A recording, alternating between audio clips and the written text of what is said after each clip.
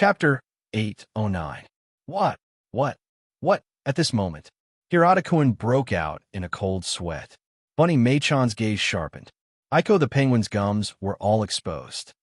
Huff, huff, huff, huff, you've all worked hard. The vulgar voice that came from beyond the sky was, without a doubt, Xiongji's voice.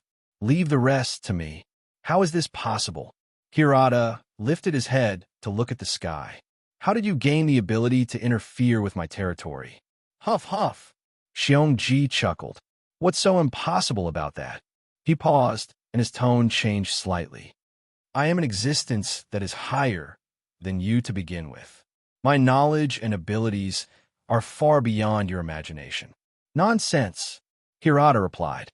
Other than Mikiko Mitsui, the magician in Hiwa's Doomsday Saga, he is actually a superhuman.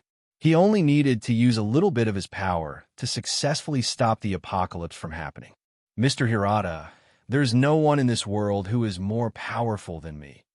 There is someone who is more powerful than you? Fong Bujua interrupted Hirata and chuckled. Huh, isn't your confidence a little too arbitrary? Huff, huff, huff, huff, you're right. At that moment, a giant, half-transparent, smiling face appeared in the sky. Earlier, when that guy explained the paradox to you, you should have understood. As a character who is not particularly good at making fun of others, Fong Bujue continued Xiongji's words and chuckled. Your ability is incomparable to Xiongji's. What ability? Aiko the penguin was confused. Xiongji-kun is said to be a maniac with a worrisome IQ. I've never heard of him having any other ability. Of course you haven't heard of it. Fong Buju interrupted Aiko the penguin again. The mistake you made is actually no different from mine. He looked up at the bare face in the sky. You think you understand the setting of this world very well. You think you are better than others, but in reality, those who are really high have already seen through everything and made the opposite choice. What are you talking about? Tumei asked. I don't understand. A second later, Xiao Tan added, Yeah, Brother Ju, I don't know either. Fong Bujua shrugged and replied, Let Xiongji explain it to you. Before he could finish, Xiongji let out another burst of laughter. A few seconds later, the huge face in the sky disappeared, and Xiongji's figure suddenly appeared in front of everyone. The truth might be hard for you to accept, but after Xiongji appeared, he said directly, The highest existences in this world are actually Banana Muley and Prince. Even Xiao Tan could not accept this explanation, much less Hirata and the rest. He exclaimed in shock, What? This is ridiculous. Tumei commented immediately. You don't understand? Tumei-chan. Xiongji turned to Tumei and continued. What if I told you, before Hirata was created, Banana Muley and Prince already knew that they were characters from manga, just based on those two idiots? Hirata obviously did not believe that either. However, Aiko the penguin appeared calmer. After thinking about it for a few seconds, he said to Xiongji, If what you said is true, then here comes the problem. Of course, he would not ask Xiongji where he should learn how to operate an excavator. There was no need to look forward to it. Since they've already seen through everything, why are they still behaving so crazily and foolishly? The penguin assistant asked. That is the difference between them and you, Xiongji replied. Oh no, it should be the difference between us and you. To put it simply, Fong Bujue interjected. It is because Xiongji and the rest can see further and more clearly than you, that they choose to accept the status quo. I don't understand. Tumei's gaze turned from sharp to confused. Me too. Aiko the penguin had the same expression. Humph. I get it. Hirata chuckled mirthlessly. You bunch are willing to be trapped by the dimension. You don't have the courage to fight against fate. That's all there is to it. He looked at Xiongji condescendingly. Listen carefully to what I'm about to say, Xiongji. If possible, you can pass on my message to Jio-san, Prince, and other people like you. His expression was serious. If a sane person pretends to be an idiot for the rest of his life, then he is an idiot. In the eyes of others, he is no different from an idiot. At this point, he even spat disdainfully. You are willing to be a clown for others' amusement, and that is your freedom. But he waved his hand at Bunny Beauty and Penguin Helper. After knowing the situation we are in, we can't live with a clear conscience like you and live as if nothing has happened. Then, he turned around to face the players again. It appeared like he did not want to say anything to Xiongji anymore, because he had said everything he wanted to say. But idiot! A loud shout was heard, and a strong shadow appeared. In a flash, Xiongji leaped forward like a dragon leaping out from the abyss. A bear's paw landed on Hirata's face. Hirata was slapped so hard that saliva dripped out of his mouth, and his whole body was sent flying. He did not expect, in this Hirata's world, there would be a human, bear, who could injure him. After falling to the ground, Hirata quickly sat up and glared angrily at Xiongji. Xiongji, on the other hand, met the man's gaze fearlessly and stepped closer. I have something to tell you as well, Hirata Hino. Listen to me carefully. Even though his appearance and voice had not changed, Xiongji's presence at that moment made him look like a completely different bear from before. That's right, you were a character from comic. From the moment you were created, you were destined to be a clown. Xiongji looked down at Hirata on the ground. In your laughably short life, the enemies, lovers, masters, and demons that appeared before you were all full of flaws. In your life story, there were no ties that you couldn't let go of, no unforgettable love, no kindness that was passed down to you, and no hot-blooded battles. There was only a plot where you would complain about everything that appeared before you. He was repeating Hirata's earlier monologue, but the meaning was completely different. But don't you think that is enough? At this point, Xiongji's eyes narrowed. As a character from a comic, what do you think the value of your life lies in? What is the purpose of your existence? Isn't it just to provide entertainment? Hirata roared. As long as you understand. Xiongji added in a low voice. The next second, he suddenly roared. Then go complain to your heart's content. As he roared, Xiongji delivered another punch and sent Hirata flying several meters away. Be *starred. I didn't expect him to be so powerful. After Hirata landed on the ground, he wiped the blood from the corner of his lips and propped himself up again. You don't have a painful past, you don't have a prominent background, you don't have a unique personality, and you don't have big dreams. Xiongji continued. Those rich settings do not belong to you, because you were not born to be that kind of character. He paused for half a second and continued. What you have is just a few pages, a few minutes. You have to use that limited space to realize the value of your life. Phew! Xiongji let out a long sigh and continued. Perhaps characters like us from the comic will never be remembered by people, and no one will care about our feelings. He turned to Hirata with a passionate gaze. But let's not forget this. That's fine. Even if we can't make people cry, there is still one thing we can do, and that is to bring people laughter. At that moment, Feng Bujue spoke again. He continued Xiongji's words. It's not embarrassing to be a clown. In this dimension, be it clown, hero, demon, or saint, they are all the same. Playing your role well is the most powerful response to the higher dimension. Banana Mulberry and Crown Prince saw through this, so they made the corresponding choice. The color on Hirata's body faded again. I refused to accept this. Pain appeared on his face, and he screamed for the second time. I cannot accept this either, Aiko the penguin said. Only two may remain silent. I don't need you to accept it either. Xiongji said, I told you when I first arrived. Leave the rest to me. Before he could finish his sentence, the space everyone was in began to distort. Brother Ju, Wang Tanji, turned to Feng Bujue. Don't panic, Feng Bujue replied calmly. After all, there's no point in panicking. There's nothing we can do. About 10 seconds later, Hirata, Tume, and Aiko the penguin disappeared one after another, and the twisted scenery around them returned to normal. This isn't the first time, right? Brother Ju looked at Xiongji. Xiongji replied. I don't even know how many times this has happened. Huh? Xiaoten looked at them with widened eyes. What do you mean? Huff, huff, huff. You still don't get it? Xiongji replied with a smile. Just now, I reset the three of them. Reset, Xiaotan repeated. So, the people in this world can be reset? Of course. Feng Bujua said. And this happens every day. He immediately gave an example. Why do you think, after being arrested for committing a crime here, they would be released so quickly? Huh? Is that the reason? Xiao Tan said with realization. As the higher existence in this world, Banana San, Prince, and the rest all have the ability to reset the memories of other characters, Xiongji said. Or else this world would have collapsed a long time ago. Oh, Xiao Tan nodded. In other words, you've dealt with situations like Hirata, Tumei, and Aiko the penguin many times. Yes, Xiongji replied. As he spoke, he looked at Feng Bujua. Speaking of which, how did you know this isn't the first time I've reset them? After Aiko, the penguin, and the rest revealed their identities and plans, I reconsidered everything I've experienced since coming to this world. Feng Bujua said.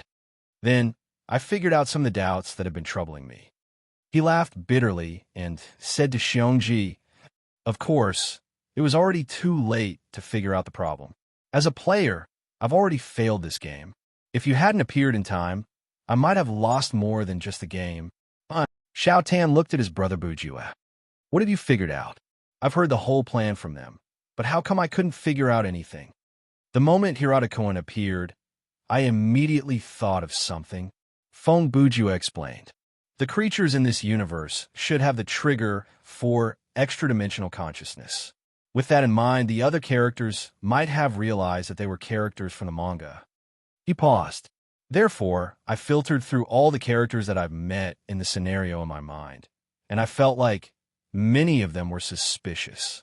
He pointed at Xiongji, and among them, Xiongji was the most suspicious. Phew. That's very sharp, Xiongji said with a smile. No. On this matter, I feel like I'm already very slow, Feng Bujua said. The hint was there a long time ago, but I didn't expect hint. Xiao Tan was still confused. Is there such a thing? It's Xiongji's hatred level toward us, Feng Bujua answered. That was the hint. Xiao Tan asked. Yes, that was the most crucial hint, and it was given directly by the system. Feng Bujua answered. Before coming here, I couldn't understand why would Xiongji-kun's hatred level increase after we helped him get away with his crime. I've considered the possibility that he has a penchant for being arrested, or that he has a double Xiong personality, or that he wants to satisfy Tumei's desire to call the police. He laughed drily. Humph. In the end, I realized that he just didn't want us to ruin the plot of the manga. He looked at Xiongji. Now that I thought about it, it finally dawned on me. Xiongji is the real character who sees this manga world and his own existence from a higher perspective. He is far more superior than Aiko the penguin, Tumei, and even Hirata. Not bad, Mr. Player. Xiongji said, unfortunately, we are not in the same dimension, or else. I would really like to have a proper competition with you. Same here. Feng Bujua said, you famous detectives from this dimension have really opened my eyes. Wait a minute. At that moment, Xiao Tan seemed to have thought of something. There's something else that's not right. He looked at Xiongji. Since you have such a high hatred level toward us, why did you come to help us? It's very simple. Xiongji smiled. Hasn't your mission been completed? Main mission completed. The system announcement followed Xiongji-kun's words. You even know about our mission? Xiao Tan gasped in shock. Of course I do. Xiongji said. It's because you guys are about to leave that I came to help you. What if it turns into a 34-chapter or something? How difficult would that be? Feng Bujua said. No matter what, I have to thank you. Yes. Looks like I've been misunderstanding you. Xiao Tan added. I thought you were just a pervert. Xiongji laughed wretchedly again. I've said it before, I'm not a pervert. Even if I am, I'm a gentleman with the title of pervert. Chapter 810, August 7th, 8 o'clock a.m. It had been exactly 72 hours since Feng Bujua received the requirement of max level in 3 days. On this seemingly ordinary morning, a piece of explosive news appeared on the Dream Company's official website. The tournament for the Best S2 Forum is online today. The war has begun again. The gods have descended once again. With one heart, we are invincible. As long as the players opened any page under the Dream Company's domain, a large pop-up window with this slogan would appear. It was impossible to ignore. Ah, what will come will come. Fong Bujue, who was sitting in front of his computer eating breakfast, had a very calm reaction to this announcement. Seeing this, some people must have guessed that, after the Last Supper, Woody had told Brother Jew about this matter. After all, Brother Jew had connections. This was something that normal players couldn't compare to. Of course, Woody had only told Brother Jew 3 days in advance that the tournament was about to begin. As for the other rules and details, he didn't reveal too much. At this moment, those people in the professional circle are probably going crazy, Fong Bujue said as he drank the last mouthful of soy milk. He had a gloating expression on his face. His guess was right.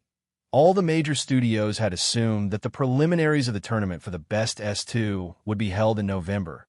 S1's announcement mentioned that the tournament was held every 6 months. Therefore, at the beginning of August, they were still in a relaxed state. But they never thought that the rules of S2 would be completely different from S1. Whether it was the registration requirements, the preliminaries, the format of the tournament, or the ranking rewards, everything was a complete change. If one had to make an analogy, the S1 tournament for the best was like a small-scale boxing tournament organized by a small-scale boxing league. As for this S2, it felt like one of the 5 major European leagues. Anyway, let's see what's written first. Fong Bujue looked at the screen and muttered as he clicked on the link on the pop-up window. 2 seconds later, he was linked to S2's forum. After learning from various lessons learned during tournament for the best S1, the Dream Company made some targeted changes. Let's take the tournament for the best S2 forum as an example. They had prepared a separate server for this forum. Even if tens of millions of accounts flooded in at the same time, or even posted at the same time, it would definitely not collapse. Things like hacker attacks and software spam were also within the scope of prevention. The Dream Company posted a pinned post on every channel of the forum. Before and after the tournament of the best S2, all topics related to the tournament will be transferred to the relevant discussion area. It was obviously very difficult for the moderator to handle this operation alone. Reading, reviewing, and moving posts all required time. If there were a lot of posts in a short period of time, the moderator would not be able to handle it at all. Luckily, there were optical computers in this era. Most of the screening and categorization work could be done by optical computers. The moderators only needed to clean up the fish that escaped the net. This should be it. Fong Bujue opened the forum and glanced at it. He then entered the post, official summary of the tournament rules. This post prohibited anyone other than the moderators from replying. There were a lot of content, and it was more than 10 stories long. Naturally, Brother Jew, who was a reader, would not miss a single line. First, there was the part about registration. This tournament uses a group registration system. Starting from midnight on the 8th of August, players can fill in the registration form on the main screen of any meeting room. Teams that meet any of the following criteria are eligible to register. 1. The team has 1 or more level 50 player and the rest of the team members are level 40, inclusive and above. 2. The average level of the team members is level 44. 3. The team members have reached level 45 and the remaining 2 members have reached level 40. They each have 2A level, inclusive and above mastery. These criteria are quite reasonable. Fong Bujue read the post. The third criteria should be to take care of players who specialize in medicine or workmanship or players who rely on puzzles to gain a foothold. These people's leveling speed might be slower than the mainstream combat-type players. He continued to read. Registration has to be done under the premise that 5 players are in the same party. The name of the team and the name of the team will be filled in by the team leader. After all the team members have confirmed this, the registration form will be submitted. 5 people, huh? Fong Bujue thought to himself. This is already more than the limit of 3v3 in the killing game. What should I do about the tactical practice? The content that followed answered his question. After the application is submitted, The system will complete the review of the registration form within 5 minutes. The team that passes the review will be considered a successful registration, and all the members of the team will be unlocked tournament for the best S2 practice mode. Oh, so it's a practice mode. As he spoke, Fong Bujue had already moved the cursor to the 4th layer of the post. Tournament for the best S2 practice mode. This mode only supports 4v4 matches between the registered teams of tournament for the best S2. This mode does not provide terror points or rewards, but the rule of forced disconnection when the terror points are too high applies. This mode has the possibility of triggering any world building or mission. The size and layout of the map will be randomly generated based on the power of both players. In this mode, players can only observe their teammates' IGN, level, and life status in the Team tab. All information about their enemies will be blocked. The EXP, game coins, and skill points provided by this mode are similar to killing mode, but the rate of obtaining items and skills will be lower than normal survival mode. It is similar to new player mode. The rules of team survival mode will still apply to this mode. If you're not familiar with these rules, please click the link below. What's going on? For V4? Fong Bujue was startled. Isn't the registration requirement to be a 5-man team? He quickly returned to the top of the post and continued reading. This competition will be a 4v4 match. For each round, the registered teams can adjust their lineup and choose any 4 members from the 5 to fight. When this rule entered Brother Ju's eyes, he noticed something. This is interesting, he mumbled to himself. Different team members can come up with different combinations of tactics. This way, the analysis and planning before the competition will most likely be part of the outcome of the competition. Instantly, a rather unfriendly smile appeared on his face. It was as if he could see the frustration of many people who had been tricked by him. At midnight on the 10th of August, tournament for the best S2 practice mode will be officially opened. Then, teams who have unlocked the mode will be able to join the queue for matchmaking. At midnight on the 30th of August, the mode will be closed again. The official preliminary mode will be opened soon after that. From midnight on the 8th of August to midnight on the 30th of August, all team leaders who have registered will have one chance to submit a member change request. Other than team leaders, all team members will have one chance to submit a member change request. After midnight on the 30th of August, all team names will be locked and cannot be changed. I see. Fong Bujue read the paragraph. First, before midnight on the 10th, players will be given 2 days to form a team. Then, in the remaining 20 days, these teams will be given time to practice and familiarize themselves with each other. Every player will also be given a chance to choose a new team. This way, at least most teams will be able to form a lineup that they are satisfied with. The preliminary mode, tentative name, will be based on a point system. The specific starting time and rules will be announced at midnight on the 30th of August. The total duration of the preliminary is estimated to be 50 days. There are no VIP players in this competition. The finalists will be based on the points accumulated and will be decided by the Photon computer. The competition process will be completely open, transparent, and fair. Fong Bujue laughed. Fair my asterisk SS. Last time, you invited me directly. This time, you gave me a spoiler in advance. Aren't you embarrassed? When he said this, he intentionally raised his voice. The next second, Arthas, who was sleeping on the sofa, yawned and said, I know what you're trying to do. Don't waste your energy, meow. Are you talking to me? Fong Bujue turned his head and pretended to be dumb. You pretended to be careless and said something that might affect Woody. Then, you deliberately let me hear it. Arthas exposed Brother Ju directly. You want to use this to test whether, under similar circumstances, I will go to him and tell on him or not. If I do, you can use this as an opportunity to use me to pass on some information that you want him to hear. If you don't, you can think of other ways to test him further. After Fong Bujue heard this, he shrugged. TSK, I've been seen through. Continue to browse the forum, meow. Arthas said lazily. Don't think that just because you've reached level 50, Brother Ju reached the maximum level on the 5th of August. You can rest easy. This S2 competition will be much more difficult than S1. You'd better prepare in advance. After that, she wagged her tail and turned her head to sleep again. Ah, I'll do my best, Feng Bujue replied and turned his gaze back to the monitor. The content listed in the post was what everyone was looking forward to, the prize. Chapter 8:11. Prizes. Other than the prizes for the finals, there are also generous prizes prepared for the teams that placed at the top of the preliminary round.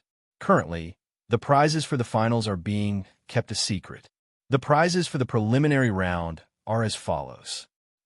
As expected, Feng Bujue said.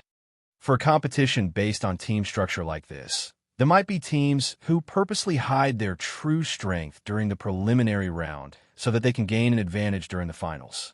In this kind of situation, setting up some prizes for the teams that placed at the top will serve as a form of motivation for those who hid their true strength. The teams that placed at the top 100 in the preliminary round will each receive 1 million game coins and a limited edition t-shirt. That's not too bad. Feng Bujue did the math in his mind. If converted into RMB, it's about 500 renminbi plus a shirt that can be sold online for several hundred to 1,000 RMB. From the distribution of the prizes, there are many teams that will be participating in the finals. There must be more than 100 teams. The teams that have accumulated the most points in the preliminary round will each receive 2 random excellent quality equipment that corresponds to their level and the chance to experience the new expansion of Thriller Paradise, Ragnarok, for a limited time of 48 hours. What the F***CK? Feng Bujue was shocked when he read that. They announced the name of the new expansion directly. What is with this limited time experience? In other words, by the end of October at the latest, they will be able to prepare an independent, updated version of the server that players can access? His speculation was still too cautious. In fact, the development of the Twilight of the Gods was completed not long after version 1.10, the Anomaly Invasion, was released. This limited-time experience was nothing more than a gimmick, to use the existing resources as a bonus. This is getting interesting. Feng Bujue thought about it for a few seconds and smiled. This is going to force the gaming studios to their deaths. His mind moved quickly, and he soon reached that level. The meaning of these 48 hours for casual players in gaming studios was completely different. Any studio that was slightly more popular would understand how much of an advantage it would bring to them if they could experience the content in advance before the version update. That's a smart move, Feng Bujue commented. In this way, those professional teams will spare no effort to fight for a place in the top 50. If someone wants to preserve their strength or something, they have to make a choice. For example, those large studios that have the ability to send multiple teams to participate in the competition have to reconsider the strength of the second and third teams. Thinking of this, Brother Ju became even more interested in the next prize. Then, he continued to read. For the top 10 teams in the preliminaries, the team members who have yet to reach the middle level will be promoted to the maximum level immediately. Each team member will receive a piece of perfect grade equipment. F***CK. Feng Bujue widened his eyes and said, as expected of the devil, each of the questions hit the soft spot of human nature. He shook his head. After looking at the prizes, even I want to give it my all in the preliminaries. I have a feeling that if I'm ranked outside the top 100, I'll be left behind. Creak. At this moment, the bedroom door suddenly opened. It's so early in the morning. What are you mumbling about? Ruoyu yawned and walked out of the room with sleepy eyes. She was wearing a set of pink pajamas, and her left shoulder and collarbone were exposed. Her medium-length hair was messy, and she had the image of a sloppy girl. After these few days of getting along, Feng Bujue had grasped some of Ruoyu's living habits, so he was used to the scene in front of him. Feng Bujue looked at her and replied in a very normal tone. You go brush your teeth and wash your face first. I brought breakfast back. We'll talk later while we eat. Oh, Ruoyu heard this and responded. Then she rubbed her eyes, dragged her bunny slippers, and wiped all the way into the bathroom and closed the door. Before Ruoyu moved in, Brother Ju had always thought that, putting aside her social problems and some personality flaws, it would not be an exaggeration to call Ruo Yu a goddess.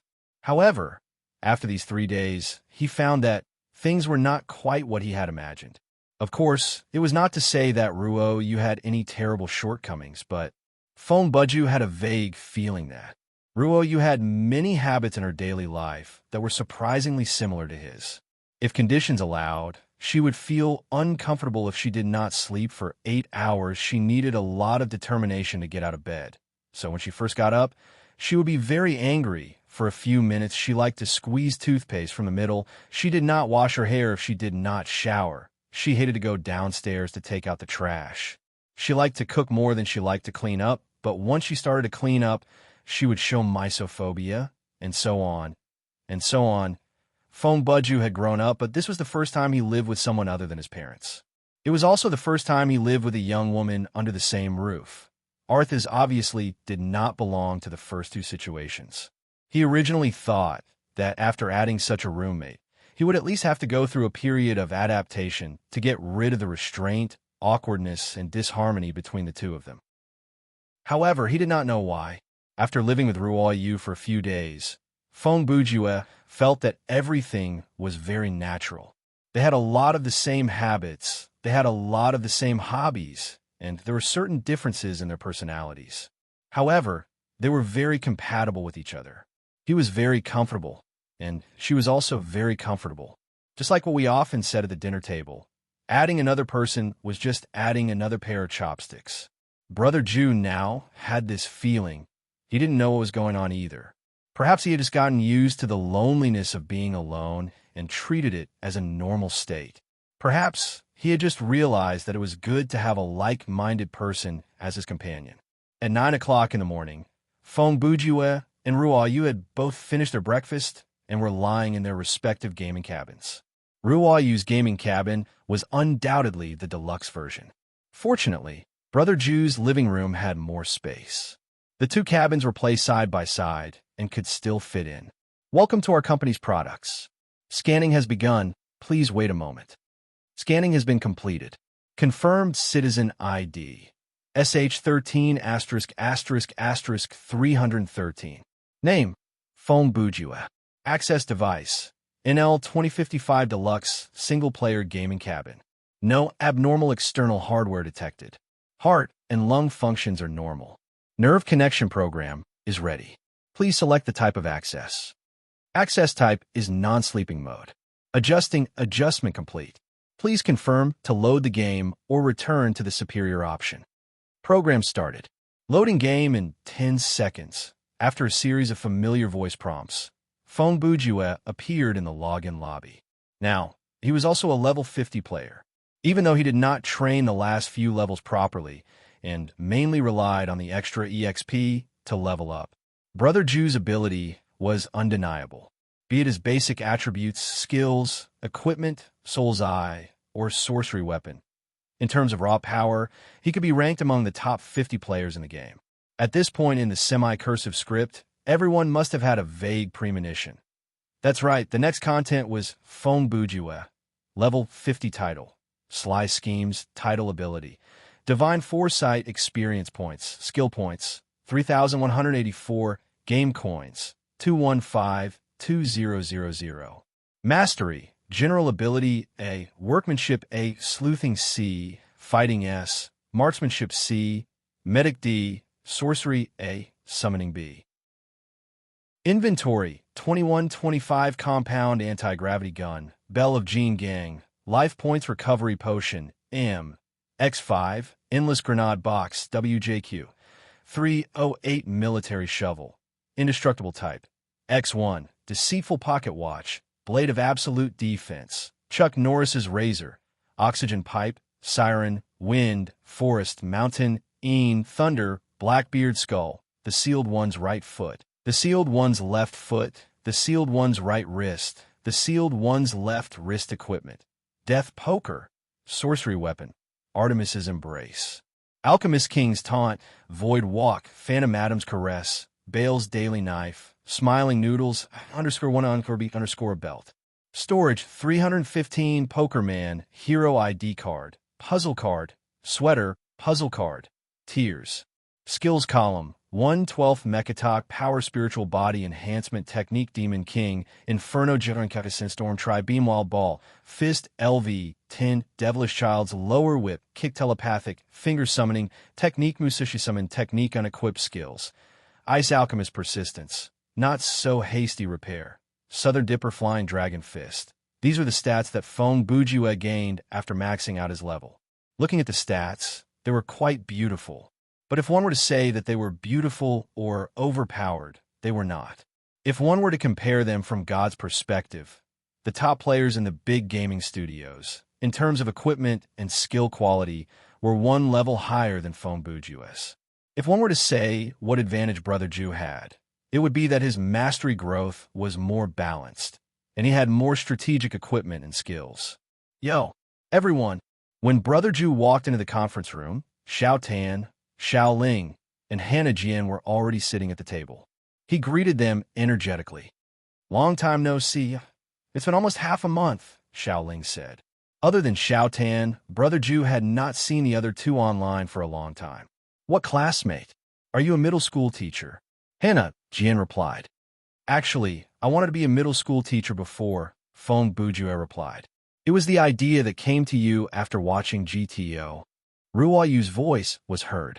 She entered the conference room right after Brother Ju. Yes. Feng Bujue turned to look at her and admitted. What's wrong with that? Ruoyu walked past Brother Ju and sat down at the table. If you want to be a teacher, you have to graduate from middle school first. That's a good comment. Xiao Tan replied loudly. What's so good about that? Feng Bujue narrowed his eyes. You learned that from me. Scumbag, Ruoyu added. Feng Bujue was shocked. You scolded him. Yes. The next second, Ruoyu's eyes were filled with shame and panic. I said what was on my mind, and the system didn't block me. This proves two things.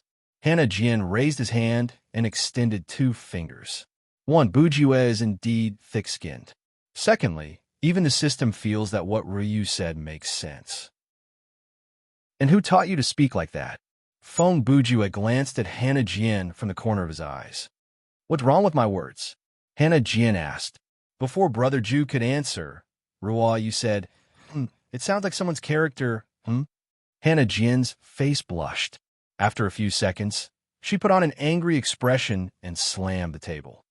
Damn it, I must have been mentally corrupted when I was reviewing the manuscripts. Whose manuscripts are you talking about? Feng Bujue raised his voice and stood up. I'm talking about whoever answered me. Hannah Jian replied. You? Brother Ju hesitated. He thought about it and sat down. Oh well, as the saying goes, a good man doesn't fight with a woman. As soon as he finished speaking, chips were thrown at his face, kicked, and even pinched. Where are the system guards? Feng Bujue shouted. Why aren't they here yet? Where's the law? Brother Ju, stop acting cute. Xiao Tan said. If the system guards really come, it'll be because of what you said earlier. You'll be the one who will be killed? Okay, then I'll talk about something more serious. Feng Bujue said as he brushed the chips off his body. He leaned forward, placed his elbows on the table, and crossed his fingers before his lips. After putting on this signature pose, Brother Ju revealed a cold gaze and said in a low voice, About the tournament for the best S2, everyone has heard about it, right? I knew Leader was going to talk about that. Xiao Ling was the first to reply. We discussed it before you came. Hannah Jian said, What a coincidence. I just reached level 40 yesterday. Xiao Tan added, Since Brother Ju is at max level, the 5 of us can form a team. The 3 of them spoke one after another, and they told Feng Bujue everything that he wanted to hear and say. At that moment, Ruoyu inadvertently revealed a smile and turned to look at Brother Ju. Looks like you don't need to worry about your classmates anymore. Feng Bujue also laughed. Very good. He lifted his head. If no one has any objections, I will not hesitate to take on the role of the leader of this underworld frontline. Chapter 8:12. Of course, I have no problem with that. No matter how I look at it, you are the most suitable person to handle this kind of problem. Xiao Ling was the first to agree. Xiao Ling was the kind of person who was smart but did not like to come up with ideas. If others had questions for her, she was willing to think and answer them, but she was too lazy to think too much about it.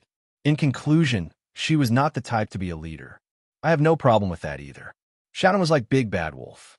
No matter what Xiao Ling said, he would quickly agree and not waste any time. I agree wholeheartedly as well. Hua Jian looked at Brother Zhu and said, "Ever since the revival contest of I Am a Writer was broadcasted, your popularity has increased significantly. Even though your fan base is different from the mainstream readers, you still have quite a large market share. Recently, the upper management of the company has been considering further promotion for you to increase the sales and influence of our magazine among consumers with unique tastes." Once the topic was related to work, she would turn into an intelligent and hardworking person. I think, with the popularity of Thriller Paradise, if you can make a name for yourself in this contest like last time, it will no doubt be a good promotion for the magazine. Oh, if that is the case, if I lead the team and get a good ranking, it will save the company a lot of advertising money? Brother Zhu narrowed his eyes and looked at Miss and he asked a very realistic question. Then, will the company give me a bonus? Hua Jian hesitated for a moment. Her reaction was basically equivalent to saying no. I could treat you to a meal in my own name. Hua Jian thought about it for a few seconds and said, then I can reimburse the company. Forget it. Feng Bujua smiled. I'm just kidding. Then, Brother Zhu turned to Ruoyu. Then what do you think? I think you can take on the role of team leader. I'm not interested. Ruoyu interrupted Brother Zhu. And I don't think I'm good enough to be the captain. She regained her killer's cold expression and continued in a very calm and objective tone, whether it's decision-making, leadership, adaptability, or the overall situation. I'm not as good as you, not to mention analytical ability and courage. Actually, even if you're not as good as me, it doesn't mean that you're bad. Feng Bujua even said politely to her, as long as your overall ability reaches a certain level, you can also do it. I know, Ruoyu continued, but you have another characteristic that I can't compare to. She glanced at her companions and finally looked back at her brother Zhu. Don't tell me you're trying to say that I have no integrity. Feng Bujua replied as he broke out in a cold sweat under the other party's stare. What I wanted to say was that your mentality and ability to withstand pressure in the face of adversity are very strong. The worse the situation, the more it inspires your fighting spirit. You can react in a way that others wouldn't even think of in that situation and turn the only chance of a comeback into a possibility. When Ruoyu said this, she changed the topic. Of course, after you reminded me, I realized that having no moral integrity is also one of the criteria. Okay, Feng Bujua looked up at the ceiling and imitated Crown Prince Xingda's tone. Is this your newest method to resolve the awkwardness? Xiao Tan's mouth twitched. The next second, Brother Zhu switched back to the face of a commander and said in a deep voice, All right, since no one has any objections, I will not shirk my responsibility. You sure know how to change your emotions so quickly. Xiao Tan grumbled. Brother Zhu ignored him and continued. A competition is a competition. It's not the same as a random dungeon run. If you want to advance and get a ranking, there's only one way, and that's to win. His tone sounded very serious, and the topic seemed to be moving in a more serious direction. At this moment, the four teammates stopped interrupting and listened to Brother Zhu seriously. As the team leader, it's my responsibility to lead you to victory. As he said this, Brother Zhu's gaze slowly moved across the faces of his teammates. And as a team member, what you need to do is to trust and obey my commands. You need to do your best to complete the task I give you. That's enough. You don't need to say these things. Everyone in our team knows the big picture. No matter how much they despise your character, they'll give you face during the competition. Ruoyu added. That's right. I thought you were going to say something else. Hua Jian added, but it's all nonsense. During the monthly meeting at the office, I've heard similar things so many times that I've almost gotten sick of them. If you want to boost morale, at least pick a good line. Don't use those lousy lines from American sports movies. F*CK. Feng Bujue's serious face instantly disappeared. He sat up straight and returned to his usual sloppy self. Good lines, right? I have plenty of them. His tone and speed increased. The person who controls the rebound can control the game. That's a basketball game. Xiaoling narrowed her eyes. Dominate the country. This isn't a tournament. You're not representing the district, right? Hua Jian said. Yaha, that's not even a line anymore. Xiaoting complained. And the event seems to have changed to American football? Huh, wait a minute. How do I know that? Anyway, after being mocked by his teammates, Feng Bujue's Chunibu level dropped a little. He finally got down to business. In order to lead everyone to a good result, as the team leader, I've decided, he tapped the table lightly with his finger. We'll have another team practice match so that I can better understand everyone's ability in actual combat. After all that, that's it. Ruo Yu continued calmly. Okay, I'm also curious. How strong are you when you're at max level? That's perfect. I also want to see how far I can go in PvP, Hua Jian said. Hee. Guild leader, I've improved a lot. Don't be surprised. Xiaoling smiled slyly. Only Xiaoten looked troubled. He laughed dryly. Ha! Ha! Everyone seems so confident. Chapter 8:13. Feng Bujue, level 50. Wang Tanji, level 46. Like Rain, level 47. Laughing Soul, level 46. Flower on the Rock, level 40. Please select the game mode that you wish to join. You have selected Killing Game, Indiscriminate Free-for-All. Please confirm. Confirmed. The number of team members has been randomized. 6. TSK. In the end, I was matched with an outsider. When the random number appeared before his eyes, Feng Bujue sighed helplessly. Sigh. Oh well, since it's a free-for-all, so be it. Matching complete. Coordinating nerve connection. Generating scenario. Downloading. Please wait a moment. At that point, the players lost control of their bodies, and they were teleported. This time, to see the individual combat ability of each member of Underworld Frontline, Feng Bujue set the practice match as a free-for-all mode. In such a complicated battle situation where everyone was fighting for themselves and restraining each other, it was easier to force everyone to unleash their maximum strength. Make your opponents tremble in fear. Let them experience true terror. Soon, a low, thick, and accented male voice opened the game. His voice sounded familiar to Brother Ju, and a bad feeling rose in his heart. Loading complete. You're currently playing the Killing Game. A scenario introduction is provided in this mode, and there is a chance to trigger hidden side missions and special world building. Reward for winning the scenario. Puzzle card X1. Playing the scenario introduction soon. The game will start after that. Once the voice stopped, the cinematics started to play. The scene that appeared in front of the players was a dark, stormy sky. Abyss appears in the demon's city. Mad Shadow leads his army. Wishing to survive the calamity of the common people, Unparalleled settles the flames of war. Hey, another poem. This is bad. Feng Bujue really did not want to see this, but it had happened. Then, the thunderclouds before his eyes started to swirl, and a bottomless whirlpool appeared in the clouds. Amid the flickering lightning and dark energy, a large castle slowly descended from the sky. Please, I don't care if you're the demon's city. Please don't be that thing, Feng Bujue said. But based on the appearance of this Japanese-style castle, I'm afraid it is. Elites, come and challenge me. The voice that had spoken the opening lines appeared once again, followed by a pair of demonic eyes that appeared in the air. It was a pair of different colored eyes, one red and one green. They were like the eyes of a snake, and the pupils were straight lines. So it is you. Feng Bujue had noticed it earlier, but now he was certain that the owner of the voice was none other than Orochi, the main antagonist in the standalone game, Muzu Orochi, developed by KOEI.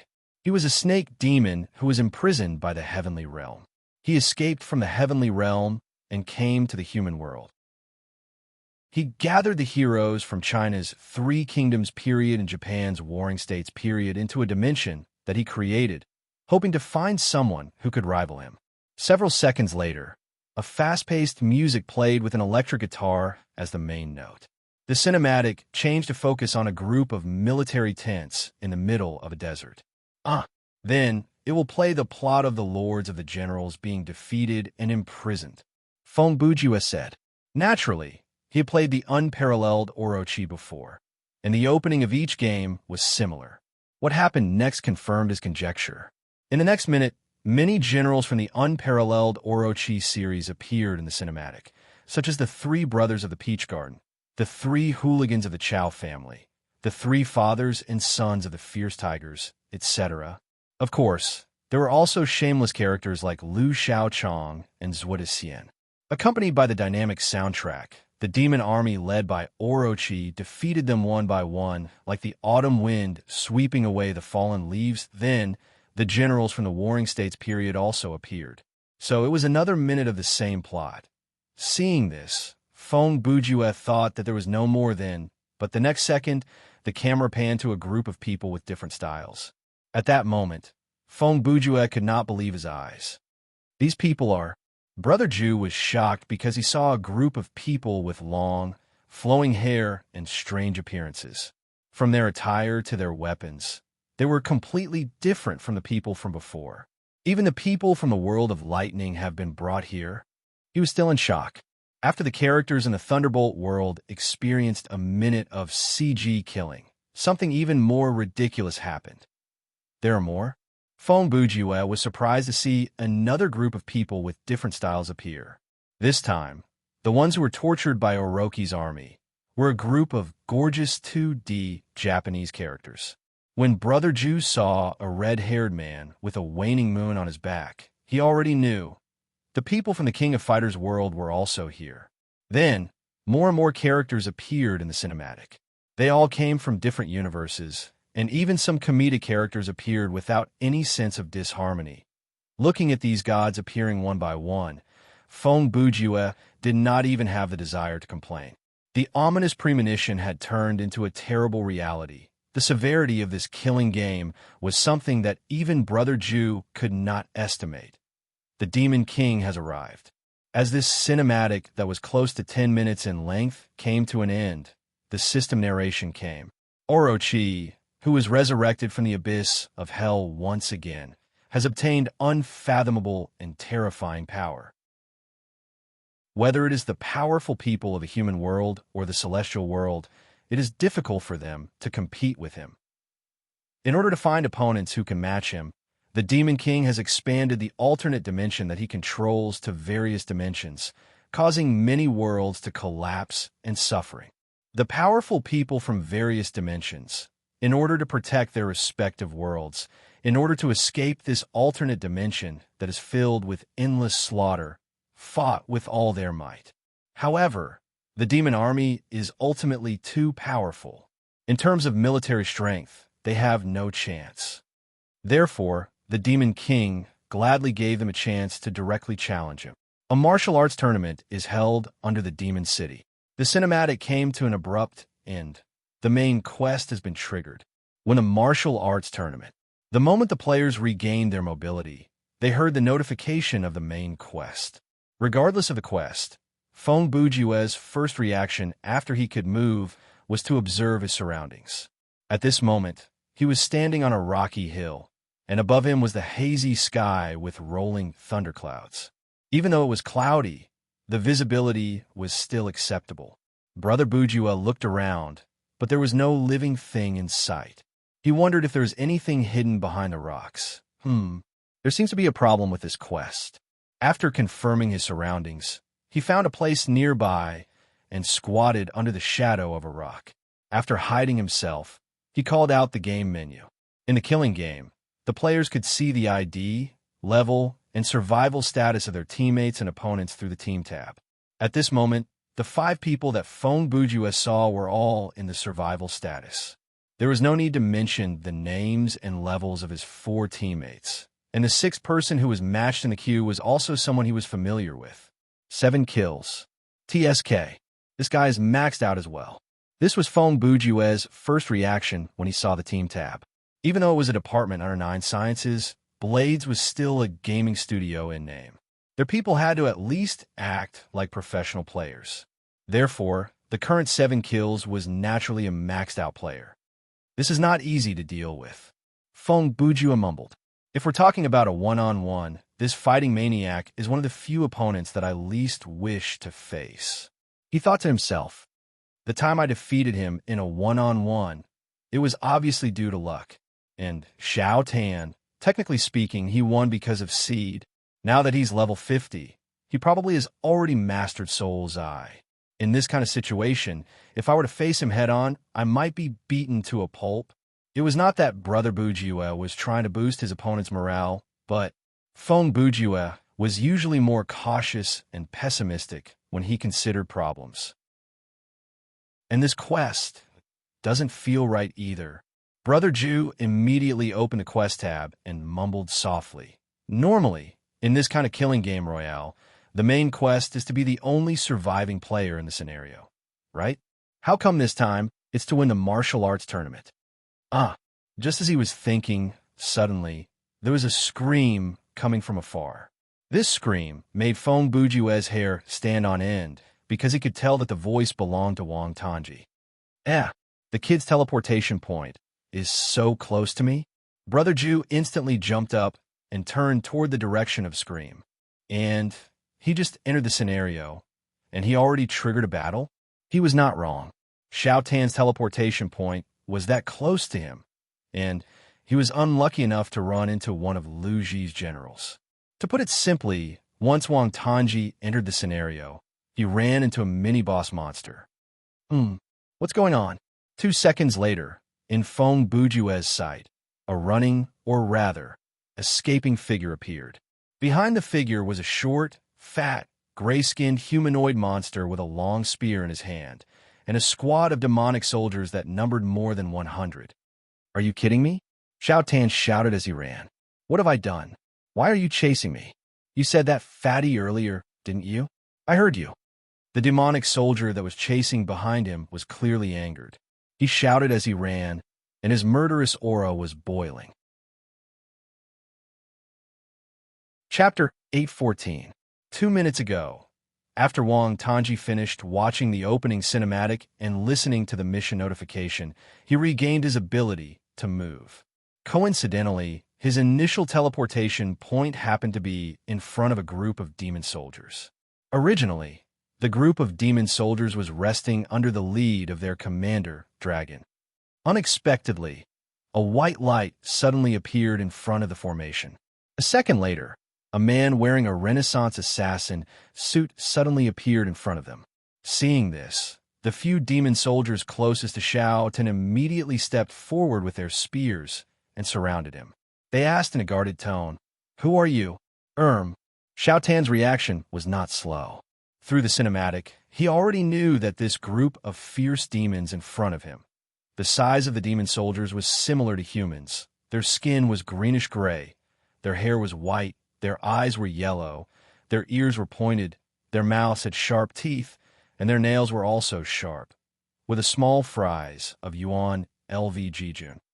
Therefore, he thought for a few seconds and replied, "I'm here to participate in the martial arts tournament, but I'm lost. Do you know how to get to the demon city?" You're going to participate in the martial arts tournament? The few demon soldiers looked at Xiao Tan up and down, as if they did not believe him. "If you don't know, you can get someone to come out and tell me." Xiao Tan did not want to waste time talking to these small fries.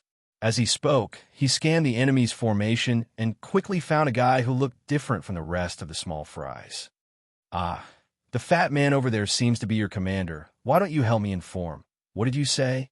Before Xiao Tan could finish, the fat man he was talking about had already turned his head, revealing a fierce gaze, and interrupted him violently.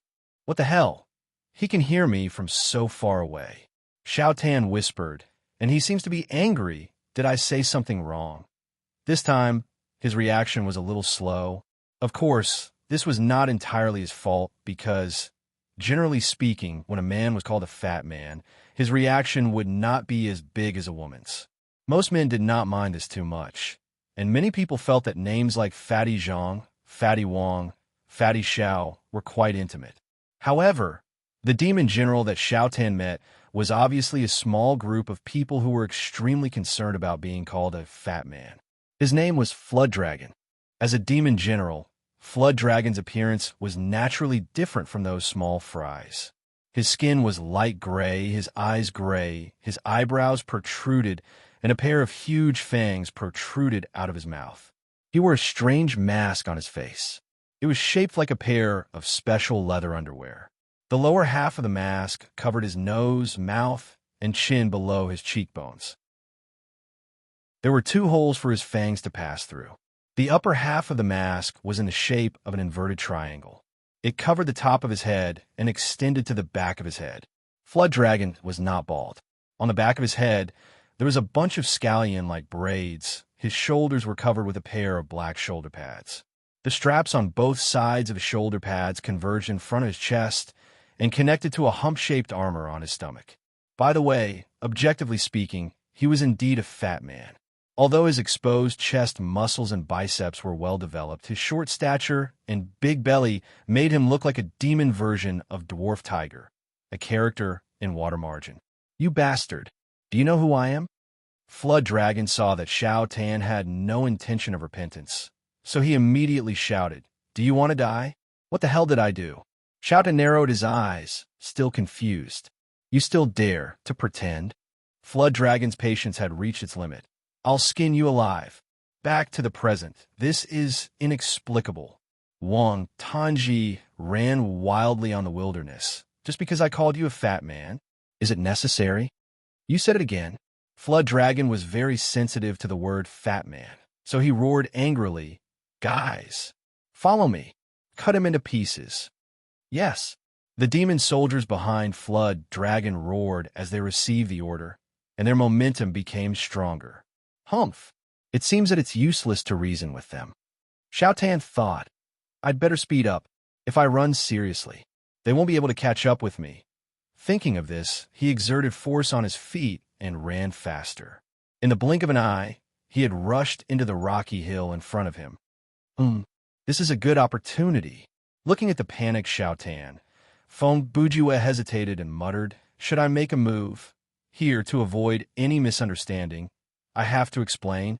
Brother Ju's make a move was not help, but take advantage of the situation to sneak attack. Humph! After 2 seconds, Feng Bujue seemed to have made up his mind. He snorted coldly and said, "I was too soft-hearted. What's there to hesitate about? I should have let him experience the cruelty of a team battle. What he did seemed to be heartless, but it was understandable. In a real competition, such a sneak attack was a common occurrence. The opponent would not let you go just because you were being chased by a group of NPCs. Being taught a lesson by one's own people was better than being taught a lesson by an outsider in a competition." Thinking of this, Brother Ju decided to launch a merciless sneak attack on Xiao Tan. However, at this moment, something unexpected happened. "Lackeys of Yuan, Lu Ji, don't be too arrogant." A clear voice pierced through the sky, and a green and white figure appeared. The man had a brocade belt on his head, and his long hair fluttered in the wind. He was wearing a silver armor that reflected the sunlight. He wore an iron armor with tight leather straps. He stepped on flower folds, and his steps were like stars in the sky. "Zhao Zilong of Changshan is here." Zhao Yun appeared valiantly. The bravery of the dragon, Zhao Yun's weapon in the unparalleled series. In his hand spun out layers of spear shadows, blocking the advance of the demon soldiers. What the F***CK? Feng Bujue already had the grenade in his hand, but when he saw General Zhao, he put the grenade back into the magazine. Where did this come from? He could not help but raise his head to look at the sky and grumble. Did someone throw in a coin? On the other side, Xiao Tan immediately stopped when he heard Zhao Yun's voice. He turned around and said in surprise, "Huh? Zhao Zilong?" In the next few seconds, many images flashed through Wang Tanji's mind. He remembered very clearly that in the unparalleled series of games, the combat power of Zhao Yun, an unparalleled general, was vastly different from that of the ordinary generals. Killing small fries was like cutting grass for him. For example, A group of about 100 demon soldiers and an ordinary general like Flood Dragon could not survive for more than a minute under Zhao Zilong's hands. Oh, I was wondering who it was. Flood Dragon sneered when he saw the person who came. Humph, the azure dragon that soars on the battlefield. Is it? His tone made Feng Bujue, who was hiding in the dark, feel a little strange. What's going on? As an ordinary general, his attitude is a little arrogant. Brother Ju thought to himself, "Ha! A loser dares to appear in front of me?" Flood Dragon's next sentence surprised Brother Ju and Xiao Tan. "A loser?" Xiao Tan said doubtfully. "How is this possible, huh?" "I'm sorry, righteous man." In the next second, Zhao Yun turned around and responded to Xiao Tan's question. "I'm not strong enough. For now, I'm not a match for Flood Dragon," he said in a low voice. "However, I'm confident that I can deal with him." As he said that, he got into a fighting stance and was ready to fight. "You go first. I'll take care of this." What the F***? Feng Bujue could only use this swear word because he was talking to himself. The system did not block it to express his surprise. As an unparalleled general, you admit that you can't beat the ordinary general and set up a death flag? But on Xiao Tan's side, as a person with a conscience, he would not be able to leave. Even though I have no idea what is going on, General Zhao and I have never met each other before, but he is willing to sacrifice himself to save me. How can I be so cowardly as to leave? Righteous man, you're being too serious. Zhao Yun replied, "Anyone who dares to stand up against Yuan Lu Ji is my companion. This is what I should do." "That's enough. Are you two done blabbering over there?" The Flood Dragon interrupted their conversation. "If you have anything to say it on the road to the underworld." After saying that, he waved his arm and shouted, "Little ones, go." Before his voice died away, the demon soldiers had already rushed towards Xiao Tan and Zhao Yun. The battle had already begun, so there was no need to say anything more. Perhaps it was his fighting instinct, or perhaps it was the habit of an assassin. At this moment, the first thing that came to Xiao Tan's mind was to capture the leader of the bandits. Therefore, he consciously moved closer to where the Flood Dragon was. He spread his hands, and his fist blades and military knife were ready. He used the reverse spinning slash to kill the enemy and took advantage of the momentum to attack the center of the demon soldiers. Unexpectedly, righteous man, be careful. Before Xiao Tan's reverse spinning slash was completed, Zhao Yun's shout rang out. Unfortunately, his shout was still too late. Ping, ping, pang, accompanied by a series of rapid sounds. Xiao Tan's figure stopped. At this moment, he had already turned pale with fright. They blocked it. Xiao Tan was shocked. They actually blocked it all. His astonishment was understandable. Who would have thought that his high-speed, continuous spinning slashes were all blocked by the group of soldiers, and not a single one of them was able to injure anyone? Could it be? Even Feng Bujue, who was hiding and watching from afar, was shocked. These guys' combat power is all at Shura difficulty level. Shura difficulty in the Unparalleled series. It was a type of sadistic difficulty that challenged the player's limit of reaction, patience, endurance, and strategy. In this difficulty, the enemy's attack, defense, health, block, and attack would all be strengthened to the point that it would make one's hair stand on end. Unparalleled generals who had not reached the maximum level or were not equipped with powerful equipment would usually be killed by a flurry of slashes, or perhaps a flurry of spears or arrows from the low-level soldiers. Common phase generals could also easily take the lives of players with a series of combos. Oh no! Looking at Xiao Tan's side, after that move, he was already surrounded. The enemies were all holding long weapons, and Xiao Tan, who had stopped moving, was full of openings. Kill him. The demon soldiers naturally would not let go of this idiot who walked right into their trap. As they shouted, a few of them had already thrust their spears at him. Ha! In the blink of an eye, Zhao Yun roared like a tiger and spun around with his spear. He used his chi to forcefully open a path and arrived beside Xiao Tan. The demon soldiers were all shaken by this force and were forced to retreat, but none of them died. Righteous man, don't be rash. Zhao Yun and Xiao Tan stood back to back and said while panting, "There are more than 100 enemies, and you, not to mention Qi, you don't even have a piece of sturdy armor on you. How would you kill your way in?" "I was wrong," Xiao Tan said sincerely. "I've dragged you down, General Zhao." He regretted it so much that his intestines turned green. He thought gloomily, if I knew this would happen, I would have listened to Big Brother Yun and run away. I'm just a burden if I stay here. What on earth were those soldiers trying to do? Everyone's reaction speed can keep up with my whirlwind slash, and all of them successfully block my attack. Are they crazy? Are you really just small fries? Thinking of this, Xiaodan could not help but look at General Jiao, who was outside the crowd, and shuddered. I think I understand why. Zhao Yun lost to this common general. In this universe, LVG Jun's abilities are all overpowered. Righteous man. Zhao Yun's voice soon sounded again, interrupting Xiao Tan's thoughts. I've already used up my unparalleled power to kill my way to your side. I'm afraid I won't have the time to protect you. I'm fine. General Zhao, you don't have to worry about me, Xiao Tan said as he activated the Heaven and Earth inversion mantra.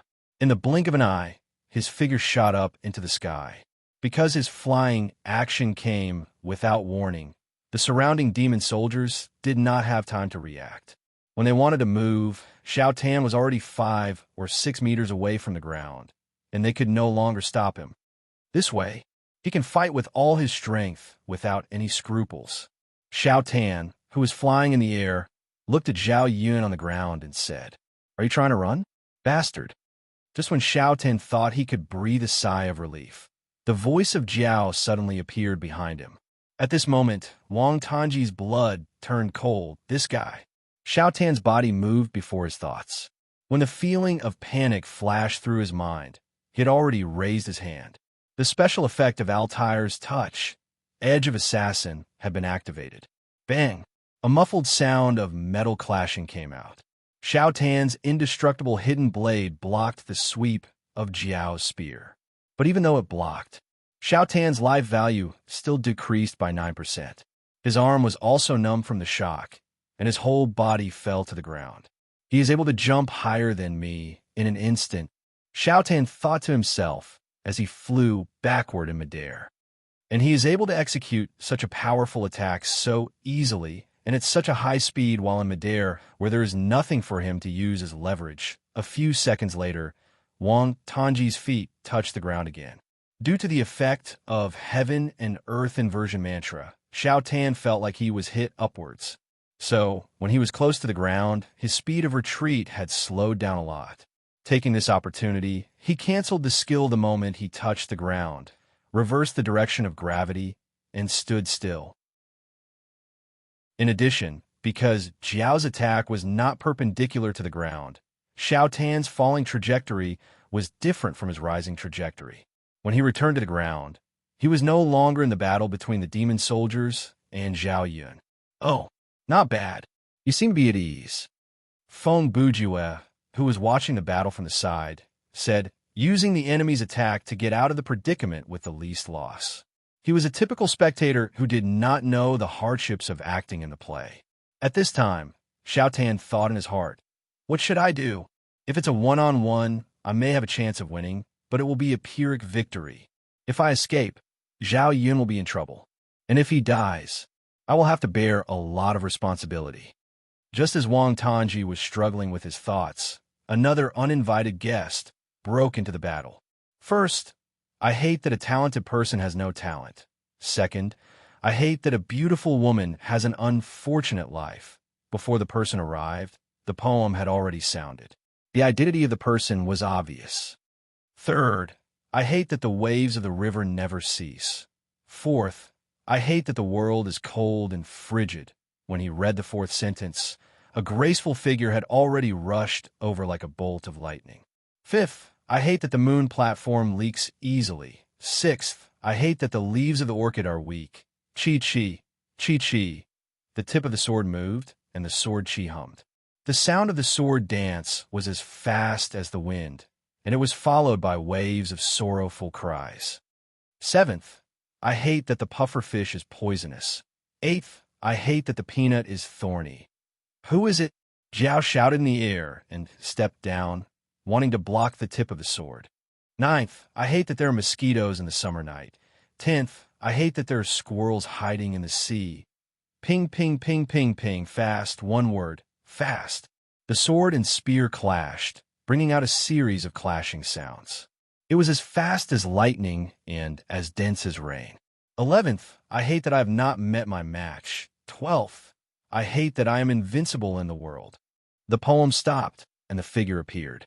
The two figures that were fighting each other stopped, and they faced each other. On one side, there was a fatty. His name was Jiao, and he was much stronger than a demon general under Lu Ji. On the other side, there was a black-clothed swordsman. He wore a light purple shawl and carried a sword rack on his back. His long hair fluttered in the wind, and his eyebrows were sharp like swords. His name was 12 Regrets of the Sword Monarch, and he was an arrogant swordsman in the lightning sword world. This play is getting more and more interesting. As a spectator, Feng Bujue was full of interest. He could not wait to get some popcorn and sit down and watch. I don't believe that Jiao can defeat an expert from the lightning world. After saying this, his expression changed slightly. Wait, that's not right. When they were fighting just now, Jiao did not fall into a disadvantageous position.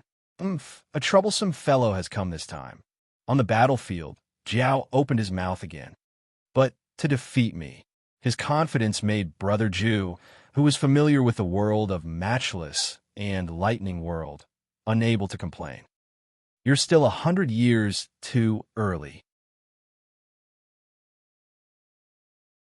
Chapter 8:15. Jiao was a simple name. However, behind this name, there was a man who was not simple. Most of the names of the generals under Rio Luji's command came from monsters in myths and legends. For example, the Golden Ghost, the Water Ghost, the Wind Ghost, and the Invisible Ghost were the four ghosts that Fujiwara Chiba used in Taiping-ji. The Immortal Fox, the Boar Snake, the Flying Barbarian, and so on are the monsters in Chinese legends. There are also the Isa Shinten, the Iron Rat, the Inma Ghost, the Hidden God Ministry of Justice, and so on, a lot of Japanese monsters. Among this group of people, the Flood Dragon was considered to be quite special. His name appeared in Shu E.G., classic of mountains and seas, Yanhui, and other books. He was also the only general under Rio Luji's command who only had one word in his name. However, his uniqueness was limited to this. This was because he was not a peerless general.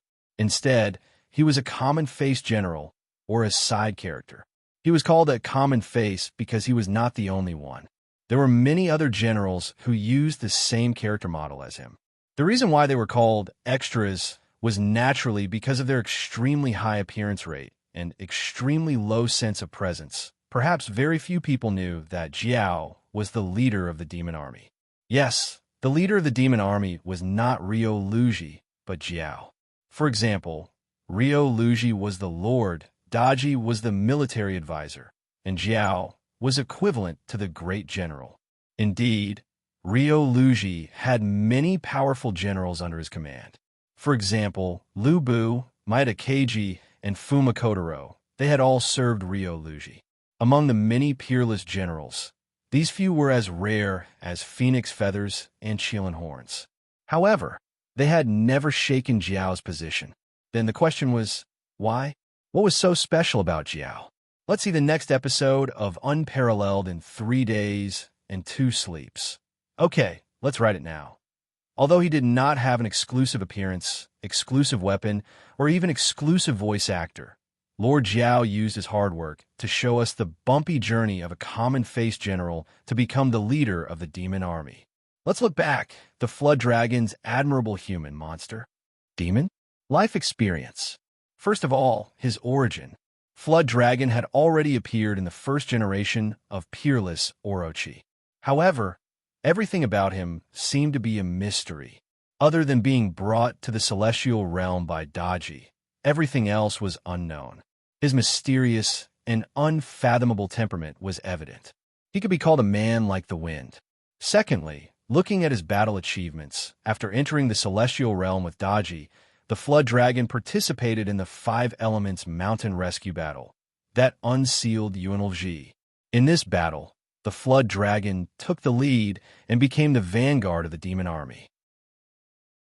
He killed the people of the celestial world until they lost face and were utterly defeated.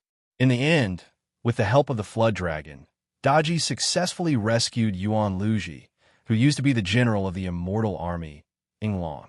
It could be said that without the Flood Dragon, there wouldn't be the story of Wushuang Orochi. After Yuan Luji broke the seal and left the immortal world, Jiao Jiao's battle achievements were even more splendid, and he made many heroic contributions. As a short and fat man with an indomitable spirit, he could be said to be loyal to UNLV. Although his strength was not enough, he still went through fire and water and followed him everywhere.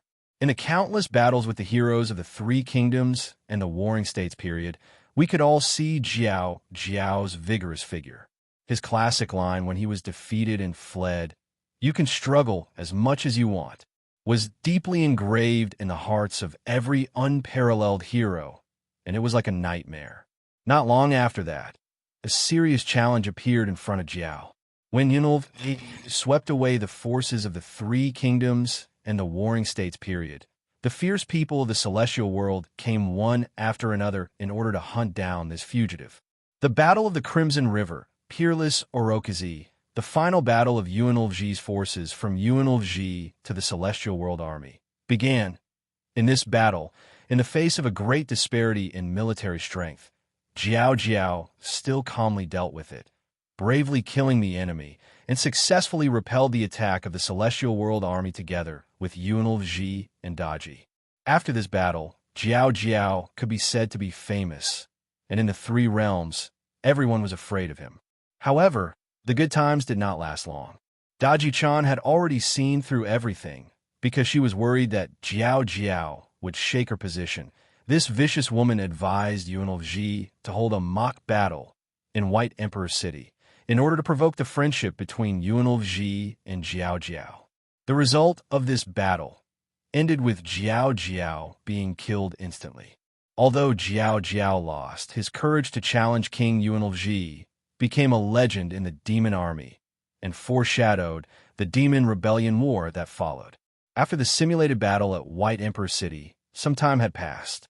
The peerless generals that had been scattered all over the place had regrouped and finally charged back to Ancient Wisdom City, blowing the horn for the decisive battle of Ancient Wisdom City. In the unfavorable situation where the army was about to collapse, Jiao Jiao defended the north gate of Guji City with his own strength and fought against the united army formed by Wei, Shu, Wu, Zhang Jiao, Oda, Yusuji, Takeda, Nakajima, Minamoto Yashitsu, Lu Bu, Honda, three celestials of the celestial world. Unfortunately, UNLV lost in the end. Before UNLV was revived, the real power of the demon army fell into the hands of Tera Kayamori and Daji. Because he couldn't stand the domineering behavior of the two, Jiao Jiao finally couldn't stand it anymore and raised a flag and declared himself king.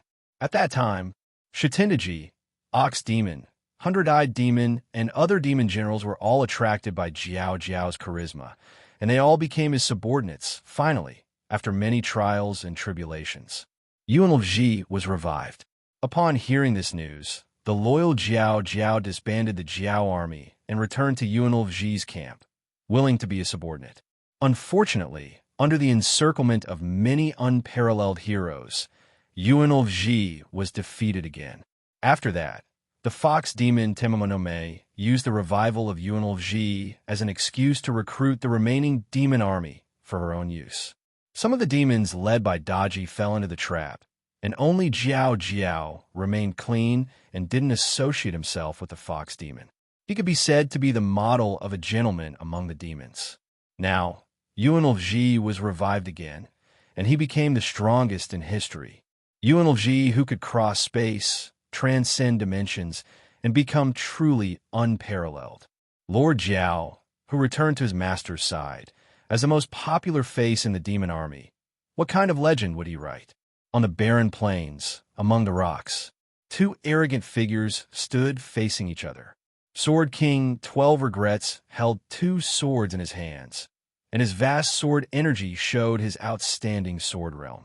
Jiao Jiao stood upright with his spear, and his dense demonic energy showed that he was a diviner. What's wrong? Come, I'm standing right here, and I'll let you have 3 moves first. Jiao Jiao saw that the other party didn't have the intention to attack, so he provoked him.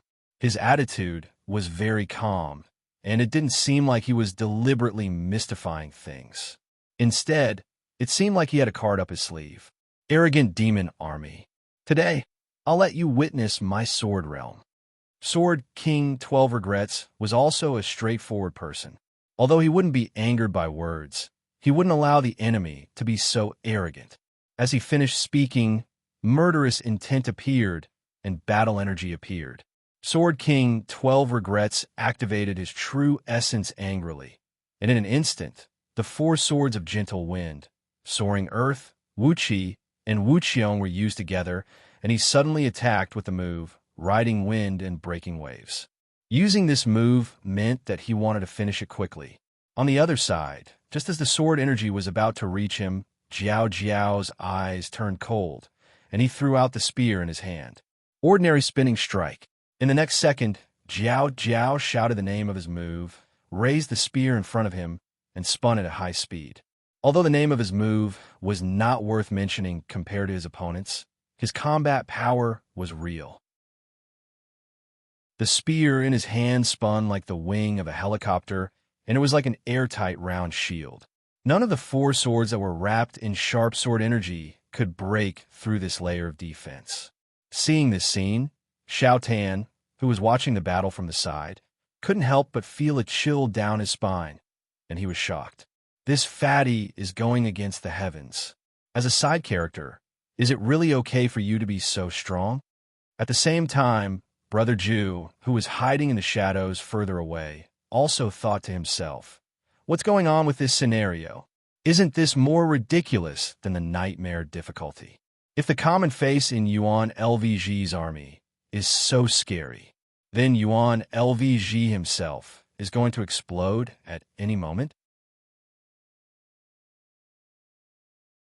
Chapter 8:16. While 12 Regrets and Flood Dragon attacked, on the other side, Zhao Yun's battle was getting better and better. 12 Regrets' appearance changed the situation of the battle significantly. Zhao Yun, who originally needed to save some energy to defend against Flood Dragon, no longer had any scruples. He could focus all of his attention on the demon soldiers around him. Under such circumstances, as a peerless general, he naturally had the upper hand. Thus, accompanied by a series of clanging sounds, Zhao Zilong spun his spear and unleashed his battle energy. He charged up and down, dodging left and right, killing his way in and out of the 100 or so demon soldiers. In the blink of an eye, more than half of the demon soldiers were dead or injured. Preposterous! Seeing his subordinates being beaten up, Flood Dragon's anger rose. It seems that I have to be more serious. So, you weren't serious just now? At this moment, Xiao Tan and Brother Ju complained in their hearts. First Flood Dragon finished speaking and squatted down in a horse stance. In an instant, demonic energy soared into the sky, and the wind and clouds changed. 12 Regrets and Zhao Yun were startled when they saw this. Their instincts as warriors made them feel a strong sense of threat. Is it going to turn into Super Saiyan 3? Feng Bujue was almost speechless at this NPC villain. Should I consider hiding further away so that I won't be caught in the crossfire? A few seconds later, Lord Jiao roared, and the demonic aura exploded. Then, a faint black light covered his entire body. Peerless Awakening, a state that can only be entered after obtaining the Awakening Seal in Peerless in the 3 Kingdoms 4. After using it, the player's attack, defense, attack speed, and other abilities will increase. In the Awakening state, the player can use Peerless skills limitlessly. Feng Bujue immediately said the name of this move. A small character like One Death has Peerless Awakening? Serious Peerless Chaotic Dance. After entering the awakened state, Flood Dragon didn't hold back and attacked 12 Regrets. Not good. 12 Regrets said this because he realized that the awakened Flood Dragon was actually faster than him.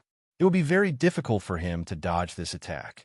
However, this did not mean that 12 Regrets was helpless. Even if it was difficult to face him head-on, he still had many ways to neutralize his opponent's attacks. Sword, Lord Damwin shouted, and used a cloud step. His body moved quickly and used the Heaven Leap Earth Rise to take the initiative, causing the Flood Dragon's movement to slow down. This back and forth, every move seemed to be at his fingertips, but in reality, it was a truly superb technique. If it wasn't for a sword expert who had experienced hundreds of battles, it would be impossible for him to be so sharp and appropriate. Petty tricks. Unexpectedly, the Flood Dragon was not afraid at all. The demonic aura around his body only took a breath to burn away all of his opponent's sword aura. He snorted coldly and continued to attack, as if he had entered an unstoppable state. Stop right there. At that moment, Xiao Tan roared and made his move. No matter the reason, result, motive, or logic of this battle, from Wang Tongji's perspective, everything started because of him. Even if he wasn't strong enough, he couldn't just stand by and watch. Therefore, he decisively used a consumable skill in a place that had nothing to do with the main quest, Binding Teeth. The last time I used this skill, it was during the semi-finals of the tournament for the Best S1. I'm sure all of you have forgotten about its effect, so I'll post the special effect again. Use your palms to create a gigantic fang-like attack, binding the target to a flat surface closest to you. With a roar, he used all his strength. As 300 stamina points were deducted, a fang-like energy flew out. This skill could only be used twice. As for the second time, Xiao Tan didn't use it. Now, he finally found a very suitable opportunity to use it. This time, Flood Dragon was shocked. He didn't expect that. Xiao Tan, who was dressed as an assassin, could use long-range magic. Caught off guard, he was hit in the chest by the power of Binding Teeth. His body was fixed on the spot, and he couldn't move for a while.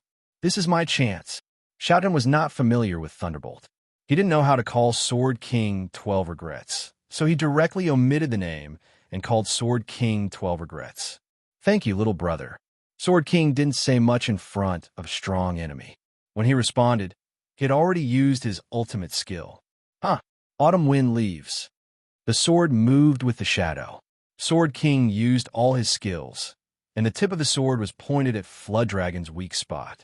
You're too naive. Flood Dragon roared again. I'm in the peerless awakening state. Something like immobilization is useless. That's right. He can use the Muzu Flurry Dance again at any time to break free from the petrification. Feng Bujue, who was far away, was the first to react. But Sword King, who was charging at Flood Dragon, couldn't stop in time. Ping!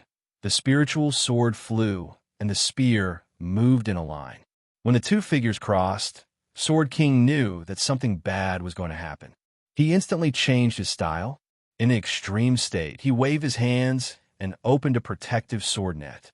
However, the Flood Dragon in the state of peerless awakening was much faster and more destructive than before. After the two weapons clashed, although the Sword Monarch still had his two swords in his hands, his arms had been shaken to the point that they temporarily lost feeling. Go to hell. Seeing that the situation was settled, the Flood Dragon said proudly. He twisted his body and stabbed back, aiming for the Sword Monarch's back with a back thrust. Oh no! Oh no! At this moment, this thought flashed through the minds of Sword Sovereign and Xiao Tan. To Sword Monarch, the result of this attack might mean his defeat or even death.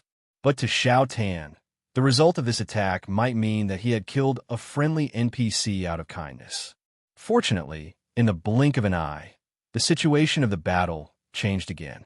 See, a figure shot out like a stream of light, blocking the Flood Dragon's spear. Pung pung.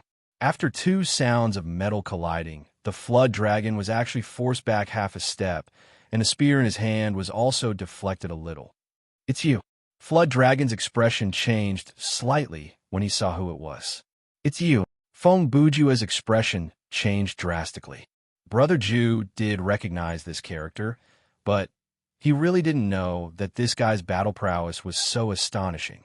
Ding, ding, ding, ding, ding, ding, wait. Ding, ding, ding, ding, ding, ding, wait. Ding, ding, ding, ding, ding, ding, wait. Ding, ding, a burst of flamboyant background music came from the sky and into the ears of everyone present. "Who is this?" Xiaoten was shocked again. He actually used his fist to deflect the flood dragon's spear, and he even came with his own background music. Surprised, he had already turned his gaze to the figure. It was a very young man who looked at most 20 years old. He was born with thick eyebrows, big eyes, and a wide chin. His hairstyle was short and black, and he wore an earring on each ear. In terms of clothing, this person was wearing a white t-shirt with many blue pentagram patterns printed on the front. Outside the t-shirt, there was a red and blue sleeveless coat, which was long like a cloak. He wore a pair of golden metal shoulder guards on his shoulders, and there were spikes on his shoulder guards. He wore white fingerless gloves on his hands, a pair of high boots on his feet, and white bandages wrapped around his biceps. Ding, ding, ding, ding, ding, ding, wait. Ding, ding, ding, ding, ding, ding, wait. Ding, ding, ding, ding, ding, wait. Ding, ding, ding. The background music still didn't stop. This person in front of the enemy closed his eyes as if nothing had happened and struck a pose that would only be used in a bodybuilding competition. "Everyone, don't be afraid. I'm here. Your Excellency is..." At this time, Zhao Yun had already cleared the demon soldiers on the side and trotted over.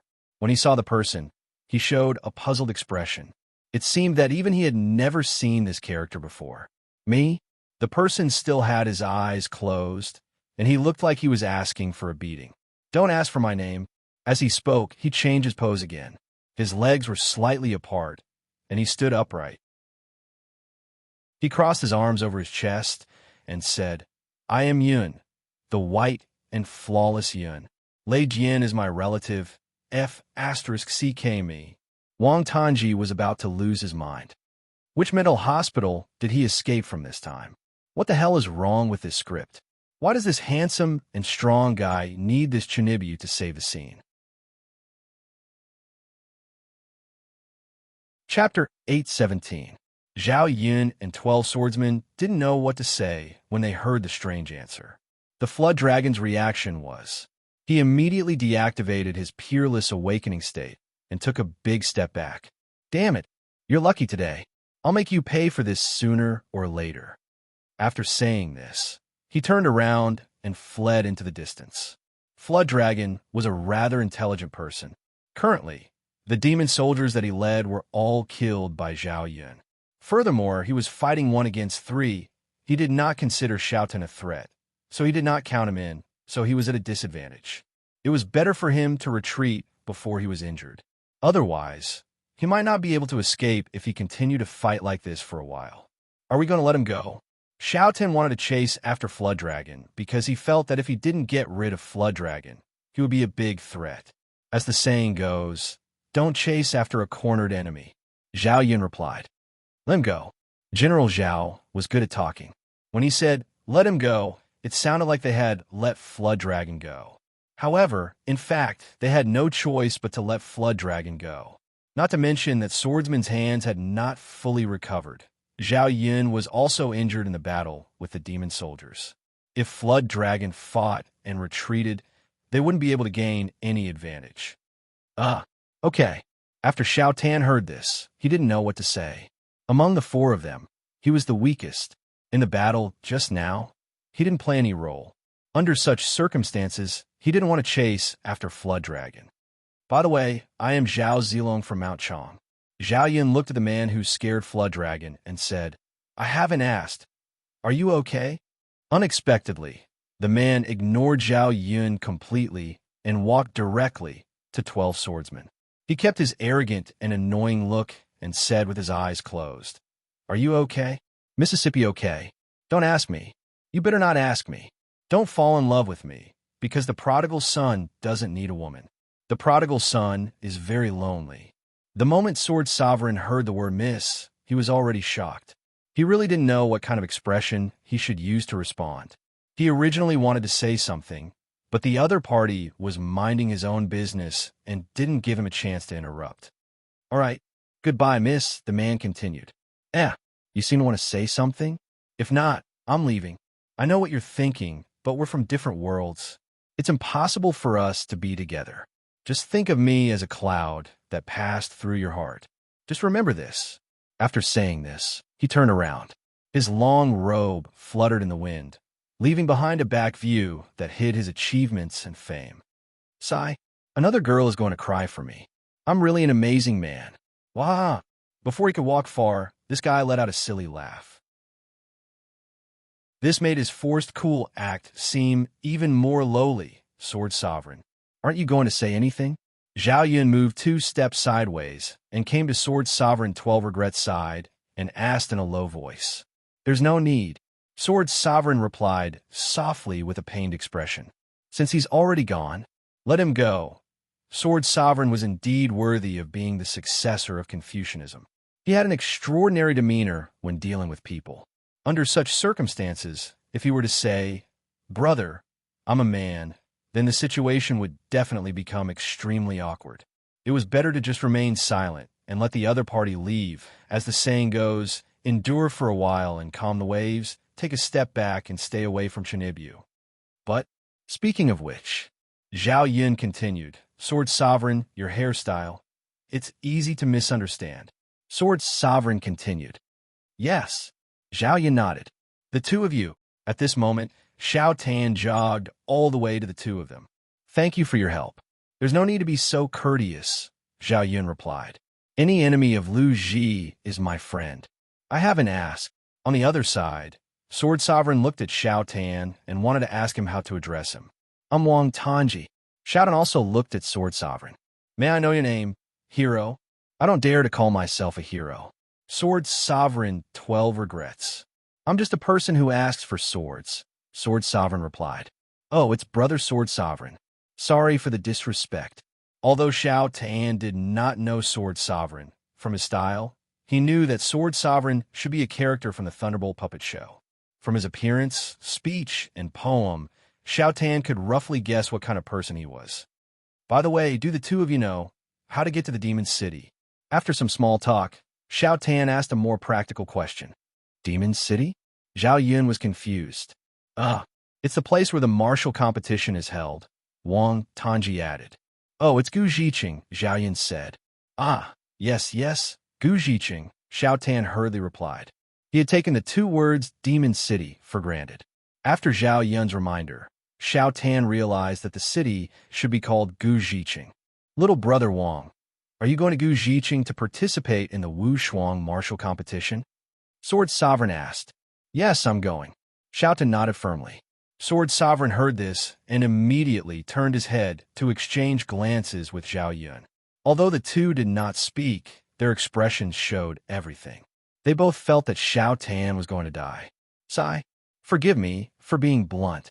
Sword Sovereign thought for a while and decided to say the unpleasant words himself. Little brother, I don't doubt your determination to challenge Yuan Lu Ji, but the threshold of the martial competition, do you have the confidence to pass? Xiao Tan was quite honest. Threshold? So you don't know? Then no wonder. Zhao Yun revealed an expression of realization. Righteous people need to pass a test to participate in the martial competition. Oh, Xiao Tan immediately asked, what test? At the same time, outside Gu Jiqing, Wushuang Plains. Originally, this place did not have a name because this was a place that appeared after Yuan Lu Ji distorted time and space. No one knew when it started, but people had started to call it this way. In the gloomy clouds, there was a demon city floating in the air.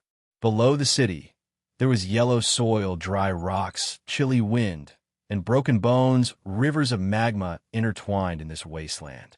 Some huge bridges made of chains and iron bars crossed the rivers of fire, forming a transportation hub. Broken weapons, wreckage left behind by carriages, skeletons that had been dried by the wind, and so on decorated this desolate place. Below the Snake Demon City, the tomb of unparalleled heroes. The unique planes had witnessed too many earth-shattering battles that could move the heavens and move the earth, and had witnessed too many deaths and departures. On this day, a lone cold figure appeared in front of a river of fire. This bridge was one of the 4 paths that led to the Wu Shuang martial competition arena under Gu Jiqing. The bridge was heavily guarded. Other than 500 demon soldiers and 5 demon captains, there were also 3 demon generals. They were the 100-eyed demon, the ox demon, and the iron rat. The names of these 3 were derived from Japanese ghost legends. Their original forms had also been revealed in the 100 Ghost Parade game. However, as the 3 demon generals with common faces, their appearance was clearly in accordance with the form of the game, unparalleled Orochi. First, the 100-eyed demon. Although he was called the 100-eyed demon, he only had 1 eye on his face. His head, from afar, it looked very much like the EV Ace, but there were some differences. His skin and armor were gray, while the EV Ace was purple. Also, the EV Ace helmet was embedded with its head, while the EVA was wearing a removable horn helmet. Also, the 100-eyed ghost helmet had a circular brim that extended to the back of his head in the shape of a fan, and below the brim of the hat was a leather-made hem. In terms of body shape, the 100-eyed demon was much slimmer than the Jiao Dragon. He had the body of a ninja with long legs and a slim waist. His body was enchanting, and he was basically a starving version of Fumakotaro. The equipment on his body was also relatively light. Other than the large metal shoulder guard on his right shoulder, he didn't have any particularly thick armor on his body. It was mainly made of cloth and bandages. There was also a tattered dark purple belt on his waist that fluttered in the wind. It was quite strange. Next, the Ox Demon. He was also a guy who didn't live up to his name, because his head was completely like a wild boar's head. If there was any relationship between him and an ox, it would be the tusks on both sides of his mouth that were different from the tusks of a normal wild boar. Instead, they grew upward like the horns of an ox. His body shape was very simple to describe, and it could be described with 2 words, tiger's back and bear's waist. This guy was a typical strength-type demon general. He was as tall as a giant, and his height was more than 3 meters. His thick upper limbs were comparable to tree trunks, and he held a mace that was thicker than a human's. Other than 2 gauntlets with sharp teeth and a chain on his waist, there was nothing else on his body that could be considered armor. Obviously, with his skin that was as thick as a city wall, he didn't need any armor to protect himself. Finally, the Iron Rat. He looked exactly like the Jiao Dragon. It couldn't be helped. He had a common face. As mentioned before, the character model wasn't unique. Even the voice actor was the same person. If the 2 of them didn't introduce themselves, perhaps only the people in the demon army would know how to distinguish them. Well, after introducing the demon generals, let's take a look at the person who crossed the bridge. She was dressed in proper and valiant attire, with a simple and unadorned longsword at her waist. She was a lithe and graceful figure, and her entire body was filled with a murderous aura that was as cold as ice. The wind swept by, rolling up a light dust. The person seemed to come out of the smoke, but her aura made people unable to look away. "Who are you?" When she came near, one of the platoon commanders at the head of the bridge met her with his shield. The platoon commanders were all equipped with shields, while the soldiers usually carried only weapons, and shouted loudly. "I'm going to participate in the martial arts competition." Ruoyu Yu didn't answer the other party's question, but stated her intention. Her tone was cold, and so were her eyes. For a moment, the commander felt a little helpless and didn't know how to answer. Another one. At this time, the voice of the Iron Rat sounded. He walked slowly from the bridge. "Let me see." As he walked, he looked at Ruoyu Yu from top to bottom. "I don't know you." "So what?" Ruoyu Yu answered. "Lord Lu Ji has passed down a message." The Iron Rat's attitude was also quite calm. The people who come to participate in the martial arts competition must not be too weak in one-on-one combat. Otherwise, it will be too boring. So, we have to be responsible for keeping those small fries outside. He paused.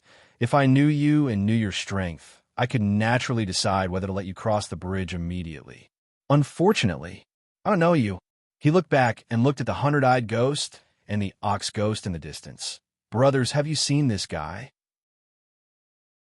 The two didn't speak, just shook their heads silently. Well, the Iron Rat looked at Ruoyu again and said, then there's no other way.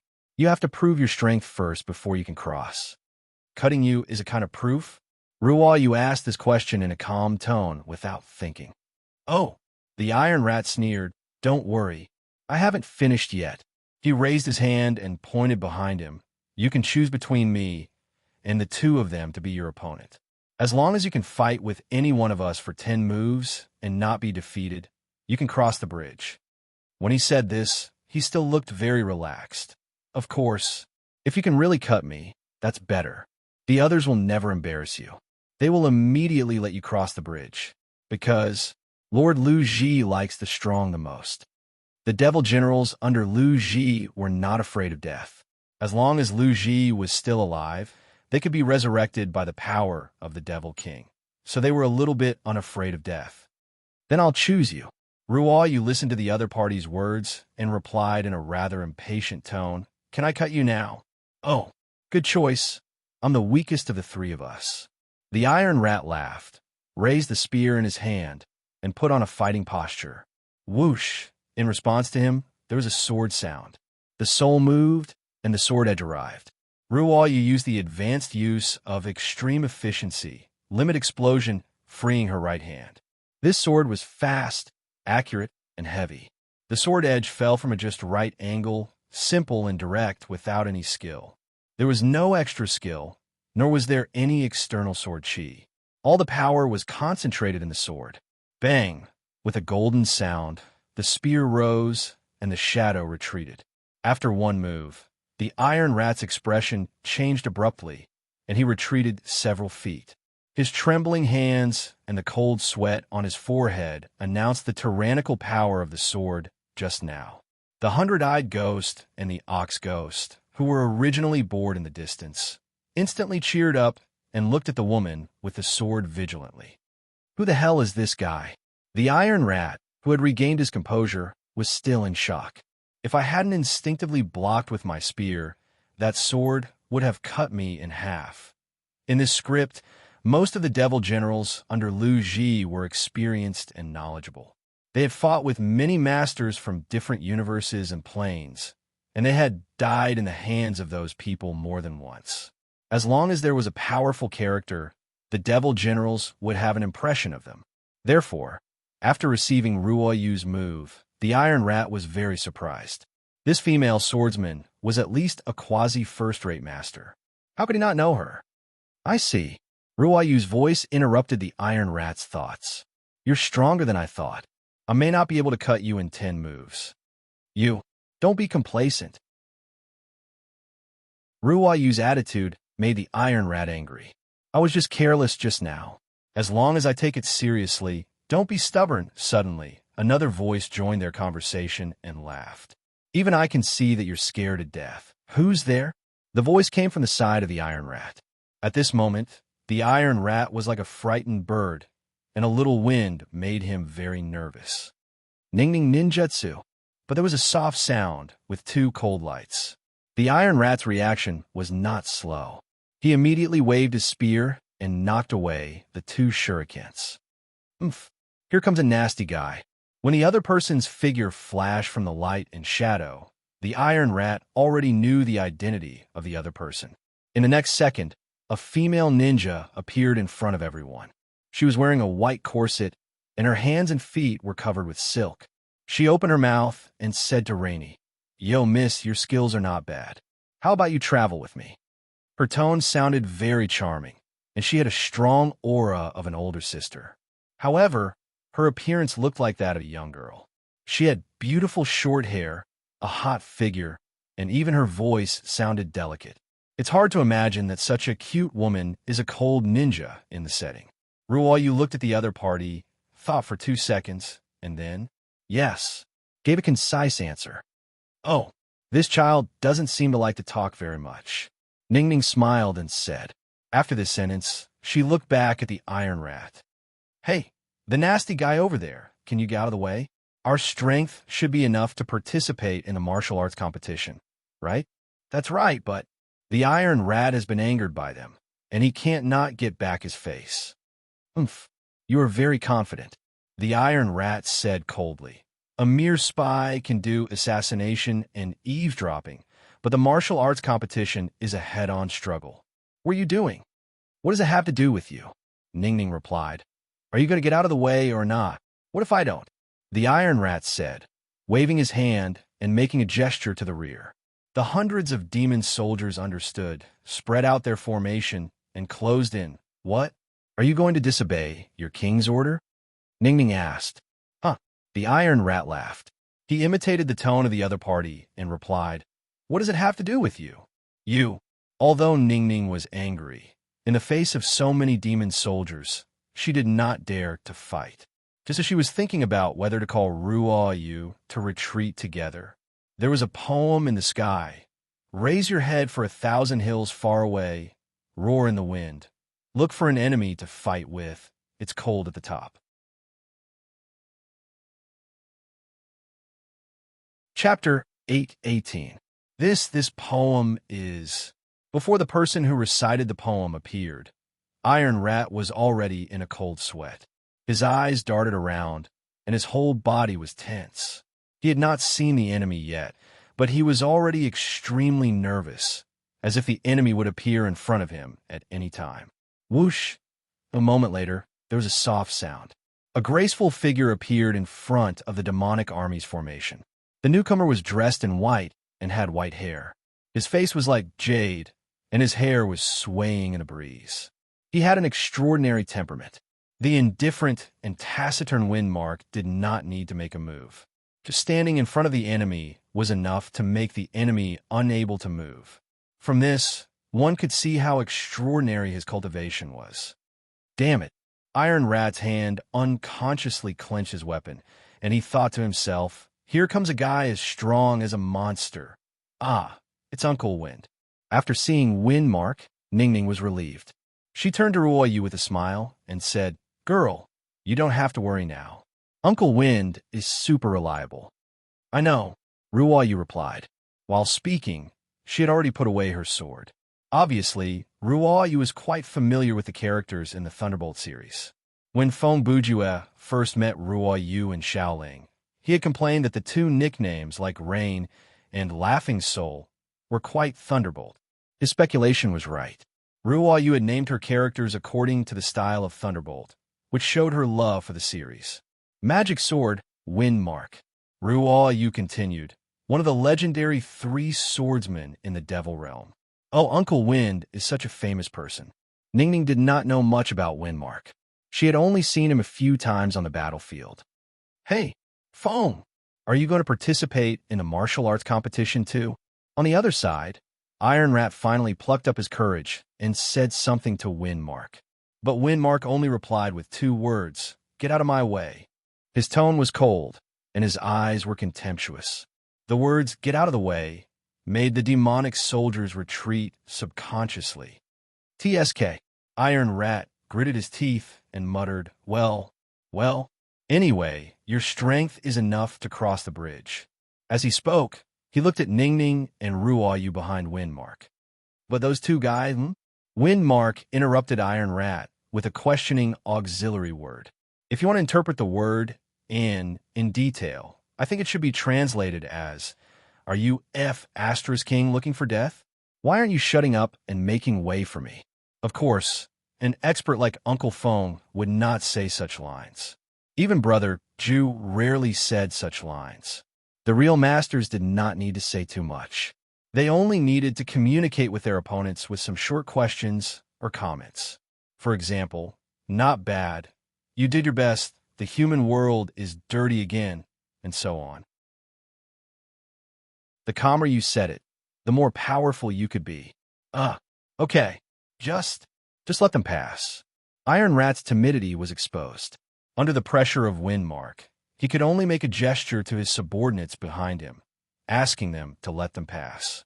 So, Ruo Yu and Ning Ning followed Windmark and walked across the suspension bridge in front of them. Humph! If you want to be arrogant, you can only do it now. Iron Rat said angrily when they were far away. In front of King Lu Ji, the magic sword is useless. On the other hand, on Feng Bujue's side, after the Battle of the Rocky Mound, he eavesdropped on the conversation between Xiao Tan and the other two NPCs for a while and had a general understanding of the martial arts competition. Because the wilderness outside the Rocky Mound was very open, there are not many places for him to hide, so he did not continue to follow the three people. After Xiao Tan and the others left, Brother Zhu showed up. Well, let me figure out the situation. When Feng Bujue walked out of the Rocky Mound, he was still talking about the information he had just heard. The arena of the martial arts competition is built right below Guji City. That area has been protected by a boundary and cannot be entered from the air. If you want to enter, you have to pass through 4 suspension bridges guarded by demon soldiers and demon generals. The basic condition for crossing the bridge is the demon generals guarding the bridge have to recognize my strength. As he was thinking, he headed toward Guji City. As long as he raised his head, he would be able to see the floating demon city, so there was no need to worry about getting lost. As a traveler from another dimension, my fame here is no doubt zero. If I want to cross the bridge, I will have to fight the demon generals. Assuming the demon generals guarding the bridge are also common-faced generals, then their strength should be about the same as the flood dragon earlier. He licked his lips and sighed. This scenario feels a bit difficult. Just going to participate in the martial art competition is already quite difficult. I'm not worried about other people, but Hua Jian has just reached level 40. Will he be able to pass the demon generals? Bang! Just as Brother Zhu was walking leisurely, something unexpected happened. A low hum of a gun rang out, and a golden light shot at him. Name: Divine Adjudicator Skill Card Property. Active skill, permanent skill type. Marksmanship effect: shoot out an attack imbued with the power of holiness. After contact with the target, it will deal great damage. Must be activated by a rifle-type weapon, and there must be at least 1 bullet in the gun. Consumption: 800 stamina points. Learning requirement: Marksmanship Embark can be used on spirits, dealing 200% damage to evil spirits. Hit on holy spirits will recover their health points. What the F*** CK? Feng Bujue reacted before he heard the gunshot. The Divine Adjudicator's flying speed was faster than sound. Other than cursing out of instinct, he also activated Body Enhancement Spell, Modified. He twisted his body at super speed and performed the classic bend your knees to dodge the bullet action. At the same time, on a small hill 1 kilometer away, humph. No wonder it's 0-time difference calculation. Xiao Ling saw this scene through the scope of her sniper rifle. He can even dodge bullets. As she spoke, she retracted a shell and calmly fired another shot. Bang! It was still Divine Adjudicator, and it was the same attack as before. Again, after the first shot, Feng Bujue already knew the opponent's position, so it was not that difficult to dodge the second shot. However, Xiao Ling used a grade A skill. No matter how good Brother Zhu was, he had to use Body Enhancement Spell to barely dodge the attack. With his physical skills, he would not be able to dodge this kind of attack. Okay, it's about time to fall for it. After Xiao Ling fired the second shot, she calmly aimed again and fired the third shot. Bang. The same skill, the same attack, but the result was different. This time, Feng Bujue was unable to dodge the bullet. When the golden light approached his forehead, he realized that the speed of the third shot had changed. Everything happened too fast. Brother Zhu did not even have the time to take out his death poker, so he could not use the shield to block the attack. The only thing he could do was to lean back as much as possible and use his arms to block this unavoidable attack. Boom! A deafening explosion announced that Divine Adjudicator had hit the target. A smile appeared on Gu Xiaoling's lips, but she did not let her guard down because she knew Feng Bujue was definitely still alive. The system notification didn't come. Xiao Ling looked through the sniping scope at the cloud of dust in the distance. If it's the captain, he'll definitely use this cloud of dust to do something. With that in mind, she raised the muzzle and looked at the sky. As expected, Feng Bujue was already in the sky, and he was heading toward Xiao Ling at an extremely high speed. At this time, Brother Ju's 2 forearms were bloody, and his life points had dropped by more than 50%. Logically speaking, the right choice would be to escape or heal. However, Brother Ju resisted the pain and chose to charge at the enemy without hesitation. A blow that can at least kill a person, but it only blew up your 2 forearms. Xiao Ling did not seem to be in a hurry. She took out 2 Uzi from her backpack and stood up. Artemis's embrace must have saved your life. As she spoke, the 2 submachine guns in her hands had already spat out tongues of fire. TSK, you found out so quickly. Seeing this, Feng Bujue activated body enhancement spell and moved back in the air to avoid the barrage of bullets. As expected of the regiment commander, before I even fired, he already knew that I was using special ammo. Xiao Ling thought to herself. If this was anyone else, they would probably think that the high rate of fire submachine guns wouldn't be loaded with expensive special ammo and treated like normal bullets. It really is enhanced ammo.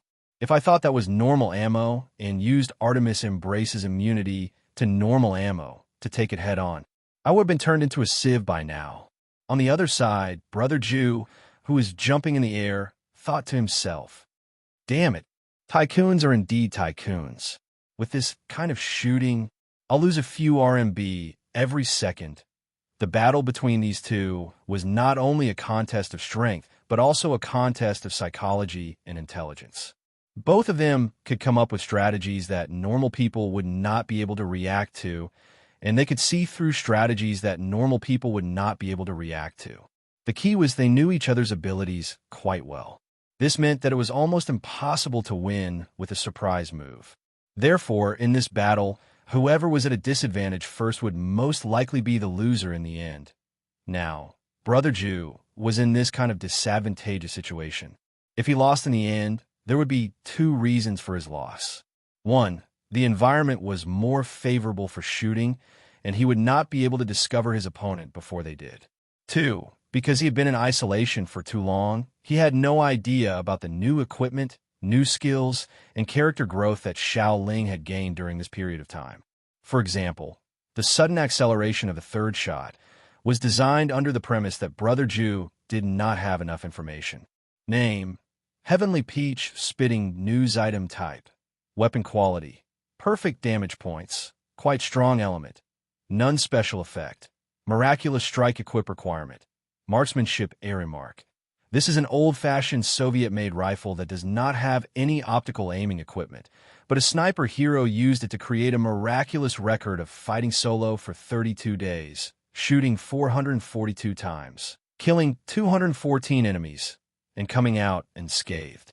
Many years later, this rifle reappeared in the world, and a line of words was carved on the body of the rifle.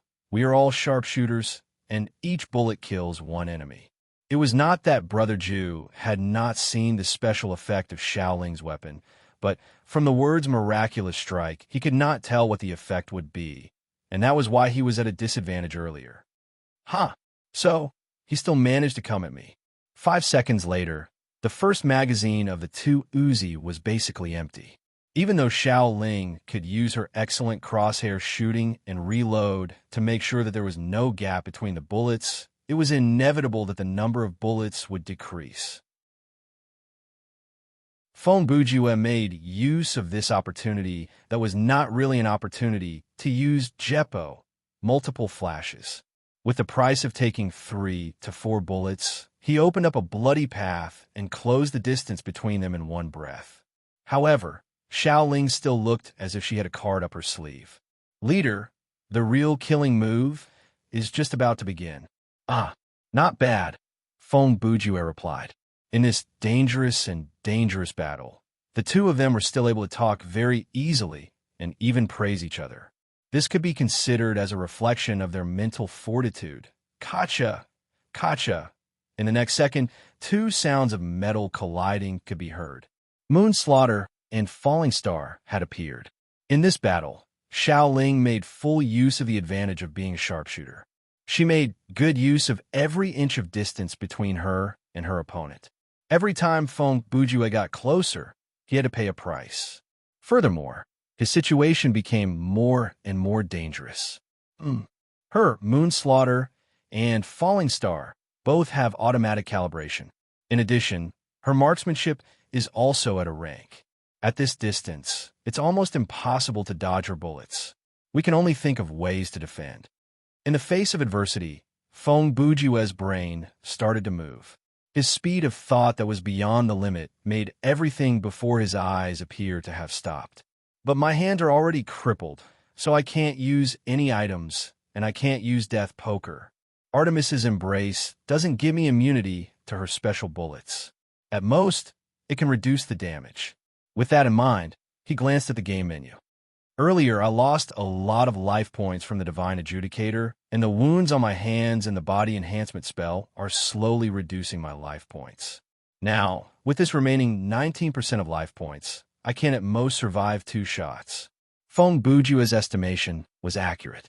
Other than the attributes, the basic attack power of Xiaoling's 2 sorcery weapons was extremely high. With the defense of the equipment alone, it was impossible to block all of them. At this distance, even if the bullet did not hit the vitals, one shot would take away 7% to 9% of his life points. After taking 2 shots, Feng Bujue, who had less than 10% of his life points left, was dead for sure. If I can't use my hands, then I won't be able to retrieve anything from my inventory. If I can't retrieve anything, then naturally I won't be able to obtain any life points recovery potions. Without life points, I'll have to stop using body enhancement spell. And without the support of super speed, at this distance of 7 to 8 meters, she can do whatever she wants with my last sliver of life points. Feng Bujue had already predicted what was going to happen next in his mind. Then, the only hope for a comeback is between these 2 shots. The intense pain and desperate situation didn't affect him in any way. Instead, it cleared his mind and made his thoughts flow like a spring. I have 3 seconds to end this battle. If she's still alive after 3 seconds, I've lost. In other words, I have to one-shot her. Thinking up to this point, he came to a conclusion. With my current physique, the distance between me and her, and the fact that I'm looking down from above, I only have one skill to choose from, and I'm afraid that's the only skill I have. I can forcibly kill a level 46 player from the front. Seeing this, the viewers had probably come to a conclusion as well. That's right, try beam. Feng Bujue's mind moved like lightning. All the analysis that he had done earlier was completed in an instant. After making up his mind, he raised his 2 bloody, charred hands in front of his eyes while trembling. He tried his best to bend his fingers to form a trapezoidal frame with his hands and aimed it spirity on the ground. Try beam. Xiaoling reacted quickly. She knew that her brother Ju did not have much time left and was ready to bet everything on this. Stop dreaming. At this critical juncture of life and death, Xiaoling did not act rashly or rashly. She was very clear. The person who could not afford to delay was Feng Bujue. Therefore, when the 2 guns fired, Xiaoling's body suddenly moved. She tried to escape the attack range of the tri-beam. Too naive. Feng Bujue laughed. Although when he laughed, 2 bullets hit his body and his life points dropped to 4%, he still showed the smile of a victor. Boom! In less than half a second, the tri-beam was fired. Where Xiaoling was, a trapezoidal deep hole was blasted into the ground by the violent energy. Player, Laughing Soul, has died. The system announced Brother Ju's victory. However, he did not have time to celebrate. The first thing he did was to deactivate body enhancement spell, modified, and descend from the sky. After landing on the ground, the effect of the tri-beam on the caster continued. It gave Brother Ju a sense of exhaustion and dizziness. However, Feng Bujue gritted his teeth and slowly knelt down. He was afraid that he would lose health if he fell to the ground. Supplement, supplement. As if he was reminding himself what to take, he repeated these 3 words repeatedly. Under the condition of dizziness, this kind of psychological suggestion might be useful. Ouch! Enduring the pain, Feng Bujue put his wounded arm into his inventory. This action caused him to lose another 1% of his life points. After a full 10 seconds, Brother Jew reluctantly pulled out the bottle of survival supplement from his inventory. Phew, I'm saved. Finally, when he only had 1% of his life points left, he drank the medicine and extended his life. Chapter 819. When the system announcement came, other than Brother Jew, all the players opened the game menu instinctively. The first to die is Laughing Soul, huh? 7 kills, thought to himself. Of all the marksmanship players that I know, she is definitely one of the top 3, and she is incredibly intelligent. Who killed her? Was it an NPC? Or no way? Hua Jian was also shocked. Xiaoling died so early. What happened to her? Phew. Xiao Tan sighed in relief, and he was overjoyed. This is great. We don't have to fight Xiaoling anymore. La la la.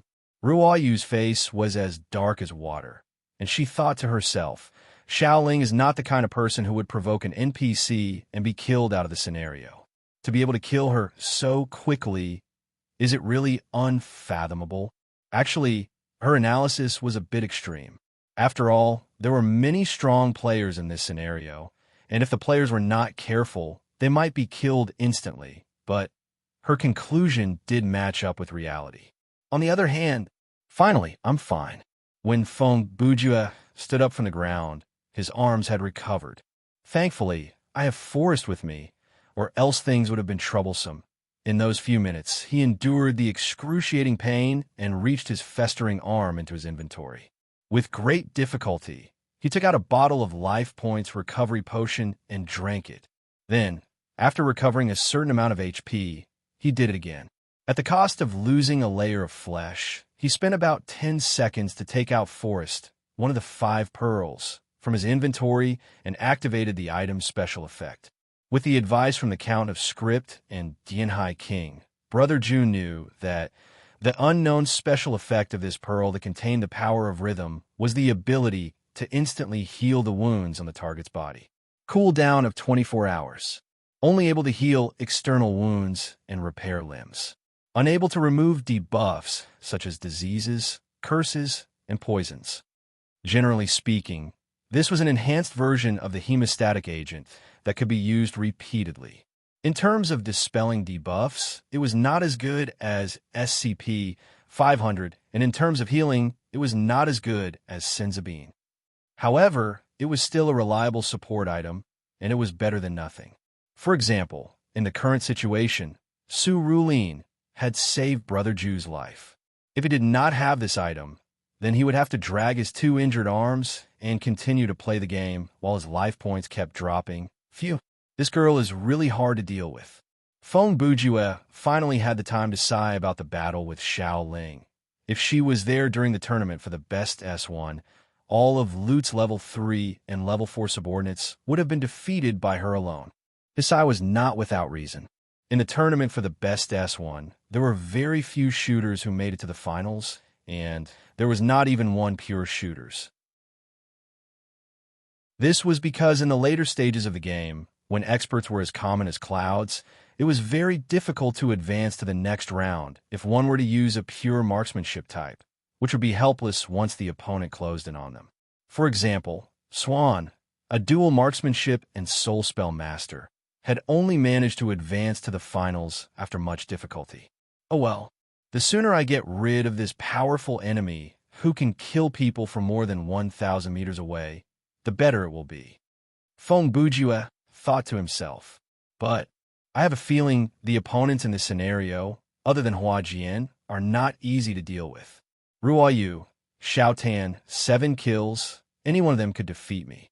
There's no need to even talk about the strength of the NPCs. When both sides don't go all out, even Jiao, who has a common face, can fight on par with 12 regrets.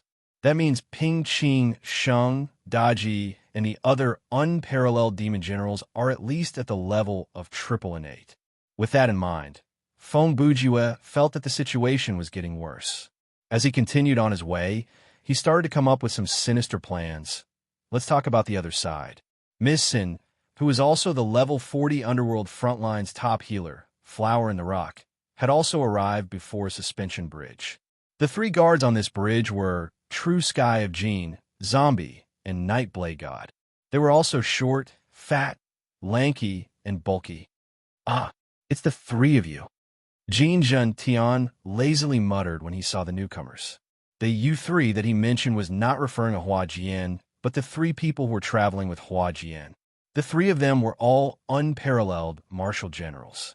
Furthermore, they were all young, upright, handsome, powerful, and somewhat stupid martial generals. The first one was Ma Chao, the righteous stubborn.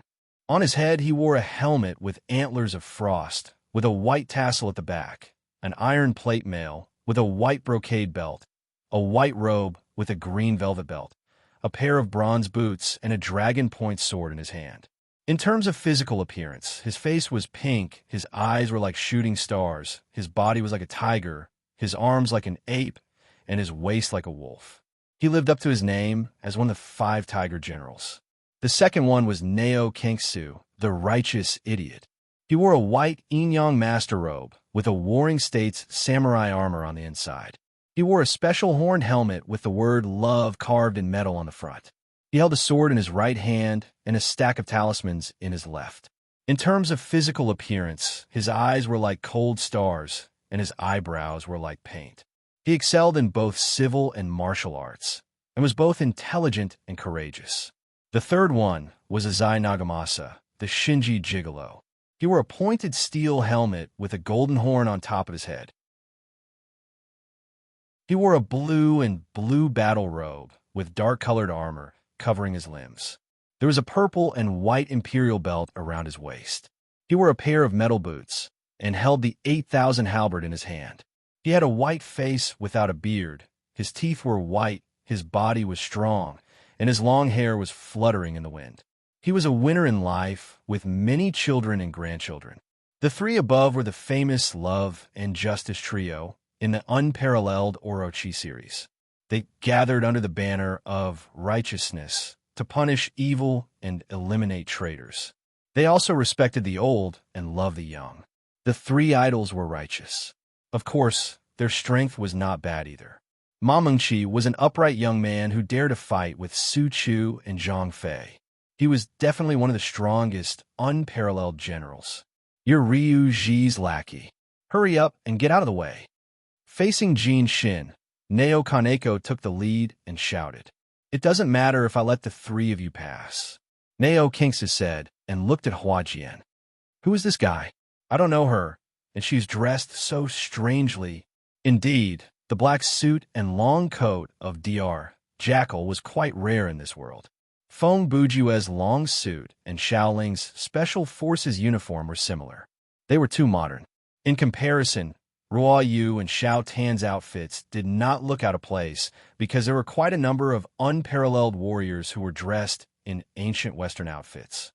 She is also going to participate in a martial arts competition, Ma Chao said before Hua Jian could reply. Azai Nagamasa also said, "Hana-sama is a super strong, unparalleled warrior. She healed Brother Ma Chao's foot with just a raise of her hand. She is much better than you demons." Even if you tell me this. Jin Jintian narrowed his eyes and replied weakly, "I have never seen it with my own eyes. Besides, those guys who use healing spells don't necessarily have strong combat abilities. Although Neo Kengsu, Jiao Jiao, and Iron Rat all looked the same in terms of appearance and voice, their personalities were different. Neo Kengsu was a demon general with a good temper. He did not have the aggressiveness of Jiao Jiao and the viciousness of Iron Rat. He was just a lazy fat man. "How dare you?" Ma Chao raised a spear and stepped forward. Glaring at him with his thick eyebrows and big eyes, he shouted, "Do you want to point your sword at my benefactor? Then you have to go through me first." "No need, Mengqi." Azai Nagamasa also took a stance. "I will defeat this guy. This is righteousness. I'm burning as well." Neo Kinetsugu was also energized. "Let's join in the battle as well." I say. At this time, Jiang Mu, the lanky, agile one, teleported to Neo Kengsu's side and whispered in his ear, "Let them go."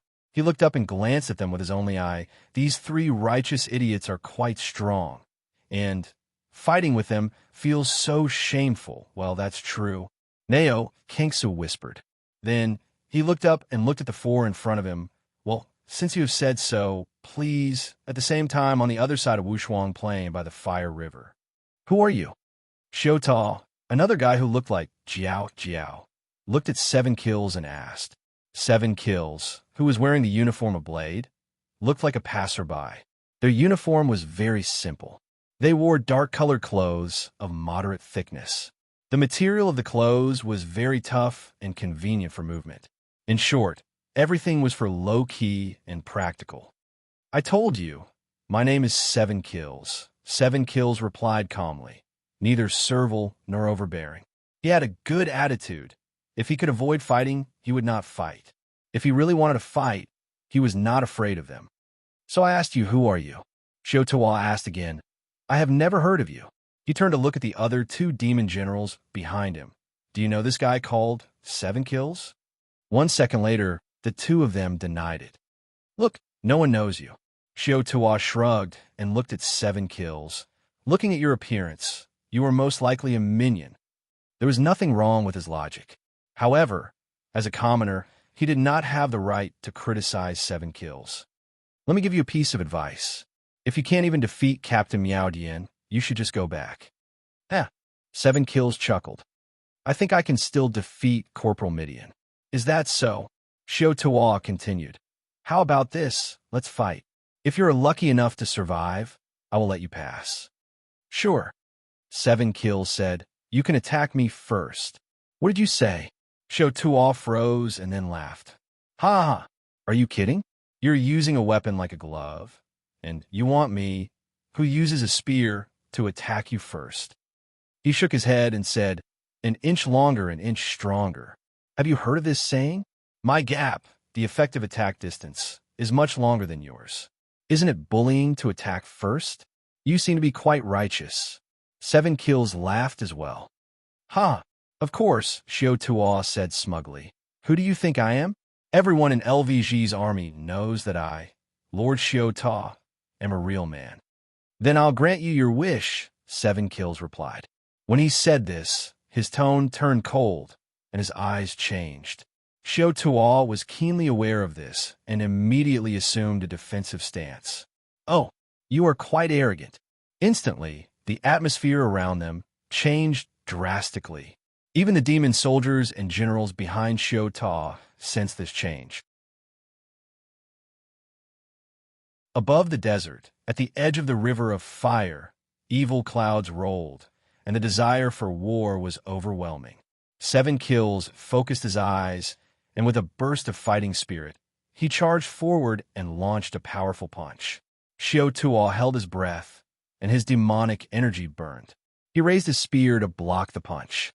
100 picks, bear and bite. Block seriously.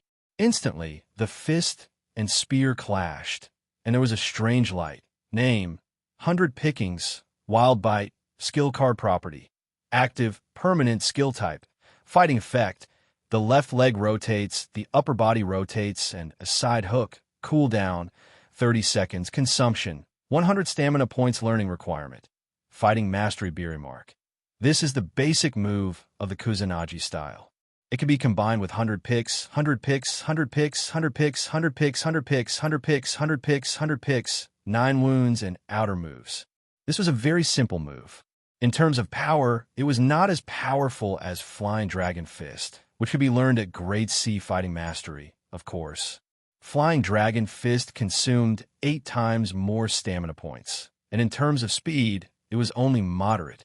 However, the reason it was classified as a Grade B skill was because of the variety that came with it. Those who were good at fighting games knew that if they won a good fight, they had to use Super Kill, and if they wanted to win, they had to rely on a combo made up of many normal moves. For someone who still had a lot of HP left, being hit by Super Kill was not scary, but being hit by Baron Bite, that would be scary because the next time you could move, you might only have a sliver of HP left. Boom! With a loud explosion, the two figures froze. Seven Kills' right fist landed on the spear. His right hand was shaking, and so was Shotuo's hands that held the spear. Can I cross the bridge now? 7 kills asked in a low voice. Shotuo groaned. He pushed the spear away and leaped back. Please, thank you, 7 kills said politely. Then he waved his hands and walked over with his head held high. The demon soldiers at the bridgehead saw him coming and retreated, making a path for him. What a good man.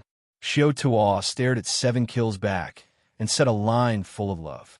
The exchange of moves just now seemed to have started without an end, but in fact, it was clear who had the upper hand. The moment Baron Bite's fist landed on the spear, if Shotuo did not have a 30% advantage in terms of strength, he would have lost. Because if 7 kills wanted to, he could use his left fist to make a combo at any time, and then another, and another. Within 5 moves, Shotuo's posture would be broken, and his momentum would be destroyed. In the end, he would be hit with a real blow. Although taking this blow did not mean that he had lost the battle, Shotuo could still use unparalleled awakening and other means to recover. He was undoubtedly at a disadvantage in this first round.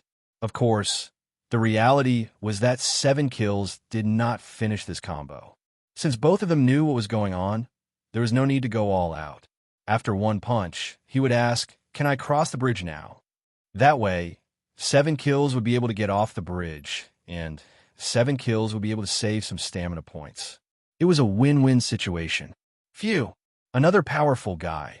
When 7 kills figure gradually disappeared, Shotuo said thoughtfully, "There will be a good show in this martial arts competition."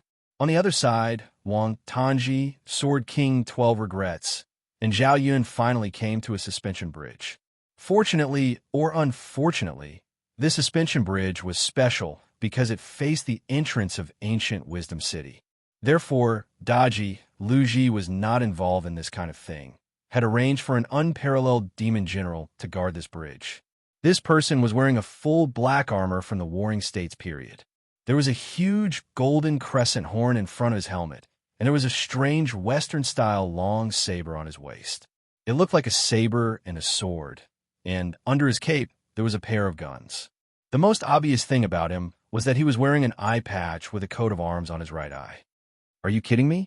When he saw Xiao Tan, Ida used his voice that was very close to yell at him. Who is this guy? This young master will not allow this kind of unknown trash to harass Yuan Luji. You called him a random guy in front of me. Xiao Tan was a good-tempered person, and he was not angry. He just complained, "Although I want to argue back, I don't think I can win if we fight one-eyed dragon who is willing to be the Demon King's dog. Is your only eye also blinded by the Demon King's power?" Sword King 12 regrets asked in a questioning tone. "Shut up," Edith said. "You outsiders don't understand Lu Ji at all. Don't judge him." "Humph." Sword King snorted coldly. "Fine. I won't argue with you about this." He waved his hand and pointed at Xiao Tan. "I'm asking you, can't you see? This little brother's foundation is extraordinary." "Huh?" Ida was stunned. "He what?" In fact, Sword King could not see what was so extraordinary about Xiao Tan's foundation. He was just pretending to be mysterious because he was more educated. It doesn't matter if you can't see it. Just let us pass. Ida was the kind of person who was not necessarily smart, but was hard to fool, and he had a hot temper. "What are you talking about? I don't understand," he said as he pulled out his saber. "You." He waved his saber and pointed at Xiao Tan. "You want to participate in the martial arts competition? All right, let this young master test your tolerance first."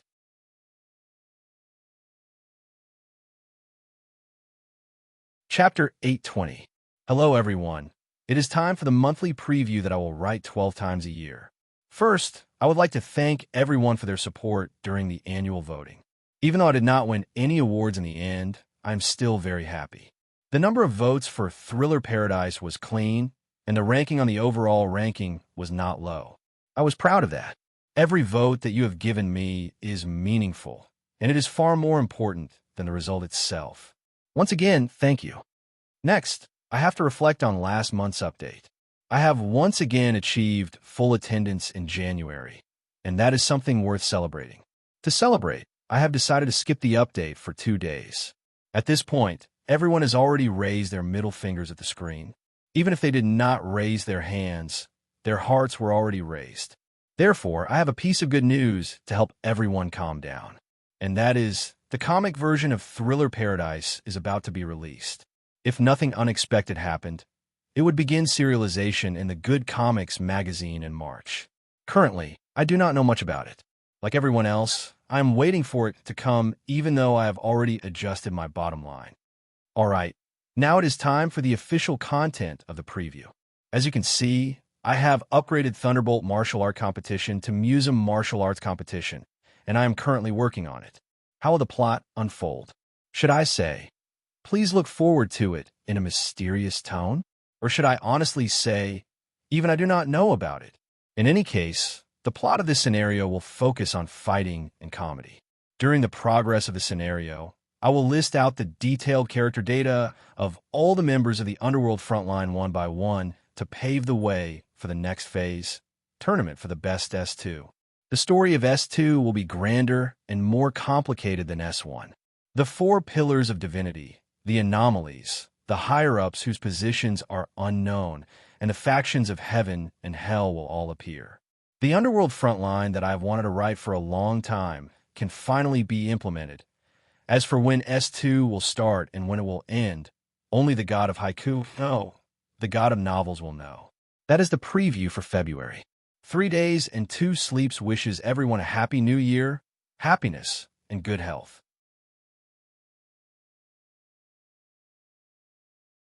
Chapter 821. The arrogant and domineering one-eyed man. The low-key and gentle assassin. The gun that was ready to go against the sword that was hidden in the sleeves. How was Wang Tanji going to deal with the peerless demon general? This was a question. To answer this question, there was something that he had to look at first. Wang Tanji. LV46 title. Freedom Blade. Title ability. Dance of Death EXP. 3588000046000000. Skill points. 1087. Game coins. 425600. Mastery. General ability A. Workmanship D. Sleuthing A. Fighting A. Marksmanship D. Medic D. Sorcery C. Summoning F. Inventory. 1 out of 230 Banana Mulberries Ma Fei Doll. Comes with 9 days of snow. Miner's Hat. Winchester Shotgun. Life Points Recovery Potion. Large. X5. Life Points. Recovery Potion Medium. X5, Hemostatic Bandage X5, Antivenom X5, Antifreeze X5, Burr Medicine X5, Titanium Alloy, Jinhua Ham, Glock 19, Dog Whistle Equipment, Altair's Touch, Charge Tri-Edge Army Knife, Meow's Wrath, Miss Saglia's Shin Guard, Miss Saglia's Gauntlets, Miss Saglia's Breastplate, Miss Saglia's Pauldron Storage, 2 out of 10 double EXP card, 24 hours X30. Double Game Coin Card, 24 hours, X30 Skill Column. 1/12, Devil Bat, Ghostly Shadow, Rootless Guest Worries. Wine Stops the Fragrant Flowers Are. Gone, Reverse Spinning Slash, Shadow Soul Chase, Draw a Cross to Curse You, Heaven and Earth Inversion Divine Art. Magic Beam Cannon, Eagle Eye Vision, Deboning Knife Technique. It was not hard to see that the current Xiao Tan had greatly improved compared to when he was in tournament for the best S1. First, let's start with the title. The original Gale Nightmare had become Freedom Blade, and the ability of the title had also changed from Flying Gale Scar to Death Dance. Name, Dance of Death Special Ability Type. Active Consumption, All Life Points Effect. At the cost of life points, you temporarily gain part of the power of the Black Lightning to harvest your enemies. Remark, the will that burned out for freedom bloomed at the last moment. It was like a magnificent dance that led to the arrival of death.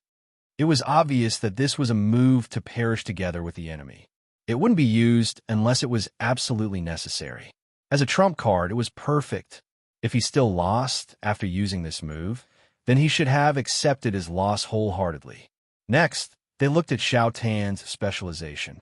No matter how bad a player's skills were, they would still be able to reach the standard of a general skill around level 45. His machinery, shooting, and healing specializations were all stuck at level D. Most of them were leveled up through the use of items and firearms. This was because in order to level up from D to C, one would need to use some high-quality skills or items. Therefore, if one did not specifically train in their specialization, they would usually be stuck at this level.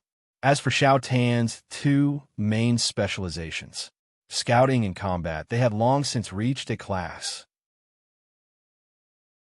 Needless to say, fighting was not an issue, and investigation was extremely important in the scenario as well.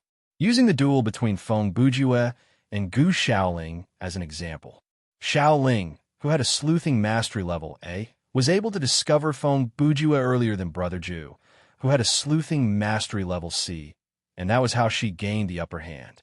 As for the remaining two specializations, even though they were not Xiao Tan's strength, with Xiao Tan's endless practice of crossing people, his sorcery had also reached level C. His summoning mastery had also been unlocked through a very basic summoning skill. Speaking of which, let's take a look at the three new skills that Xiao Tan had added. The first one, name, Eagle Vision skill card property, active, permanent skill type, scouting effect. After activation, increase all of the user's senses, allowing them to sense the connection between themselves and everything around them through the eagle's senses. Continuous skill, cooldown of 5 seconds, consumption. 12 stamina points per second learning requirement. Scouting mastery Embark. This mysterious power is the sixth sense possessed by humans of a certain bloodline. It is also the proof that humans were created by the first civilization. Even though everyone has this potential, the descendants of humans who have come into contact with their creators have more than necessary genes to activate this sense. This was a very good skill. When this skill was activated, Xiao Tan could, to a certain extent, read the emotions and intentions of the various living beings around him. He could search for a path in the dark and could even see the clues or hidden items inside the scenario.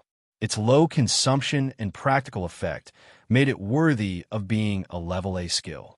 The second one, name, Boning Knife skill card property, active, limited time, remaining time, 2,532 minutes, skill type, fighting effect, boning the flesh and leaving only the bones, cooldown of 80 minutes.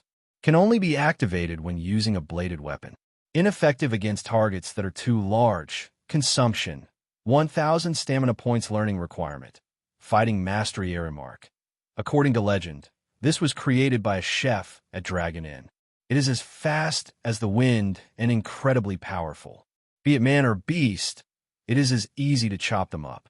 Similar to how he got 7 feet shadow and magic beam cannon, this skill was something that Feng Bujue had learned from an NPC. Initially, he wanted to use it with Blade of Necessity to break through defense, but considering the fact that his skill bar was too small and the fact that it was a limited-time skill, he decided to give it to Xiao Tan instead. The third one, name, summoning, puppy skill card property, active, permanent skill type, summoning effect. Randomly summon a normal puppy to fight for you. Cooldown of 40 minutes. Lasts for 8 minutes. Maximum of 1 puppy can exist at any one time. Consumption, 15 sorcery points, 1 dog whistle. Learning requirement. Level 15, summoning mastery will be unlocked after learning this skill. Remark, dogs are man's best friend. There was not much to say. This was a skill that he had learned to unlock the summoning mastery. The type of puppy that he would summon will be different every time. Most of them were pet dogs that did not have much combat power. They might not even be able to harm a normal person in the real world, but they were not completely useless. When necessary, for example, if 2 people were locked in separate rooms and there was only a narrow passageway between the rooms, the puppy could be used to help the player deliver items. Then, it was time to take a look at the new items and equipment that Xiao Tan had added. Let's take a look at the few items in his inventory. Dog whistle, bought from the system shop. It was just a normal whistle, bought to unlock the summoning mastery. Glock 19, a normal handgun that he had gotten from the scenario. The practicality of a gun was obvious. Compared to a shotgun, a handgun had a shorter firing time and was easier to take out, carry, and hide. Therefore, Xiao Tan had prepared one.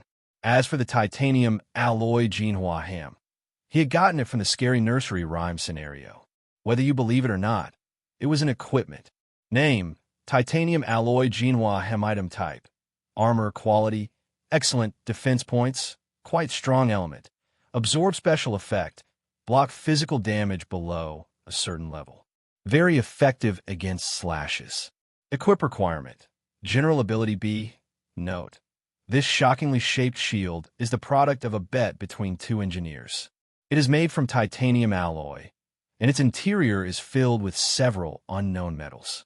Due to its irregular shape and excessive weight, it is hard to put into practical use, and it is impossible to mass produce. The remark of this equipment told us that not every bet would result in some kind of amazing invention like a movie or gel. Most of the time, the result was something that was not worth mentioning. Other than that, Shao Tan's armor had changed from the withered armor, deerskin boots, and wolf mane greaves to the four-piece Misaglia's set. Name, Misaglia's set. Item type, armor quality, perfect defense points, quite strong element. Refraction, cushioning special effect, inherits all the special effects of the four Misaglia's sets. Equip requirement, general ability A, sleuthing B, fighting B.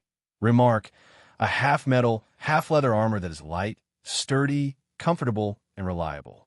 The exquisite craftsmanship, design, and materials make it stand out from other similar armors. The only drawback is its high price.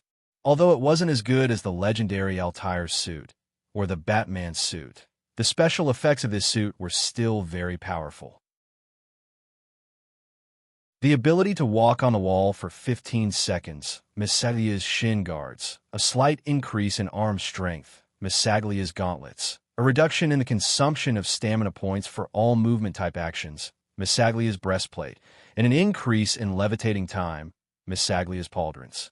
These four special effects were very useful to Shao Tan. That was Shao Tan's character data and related information.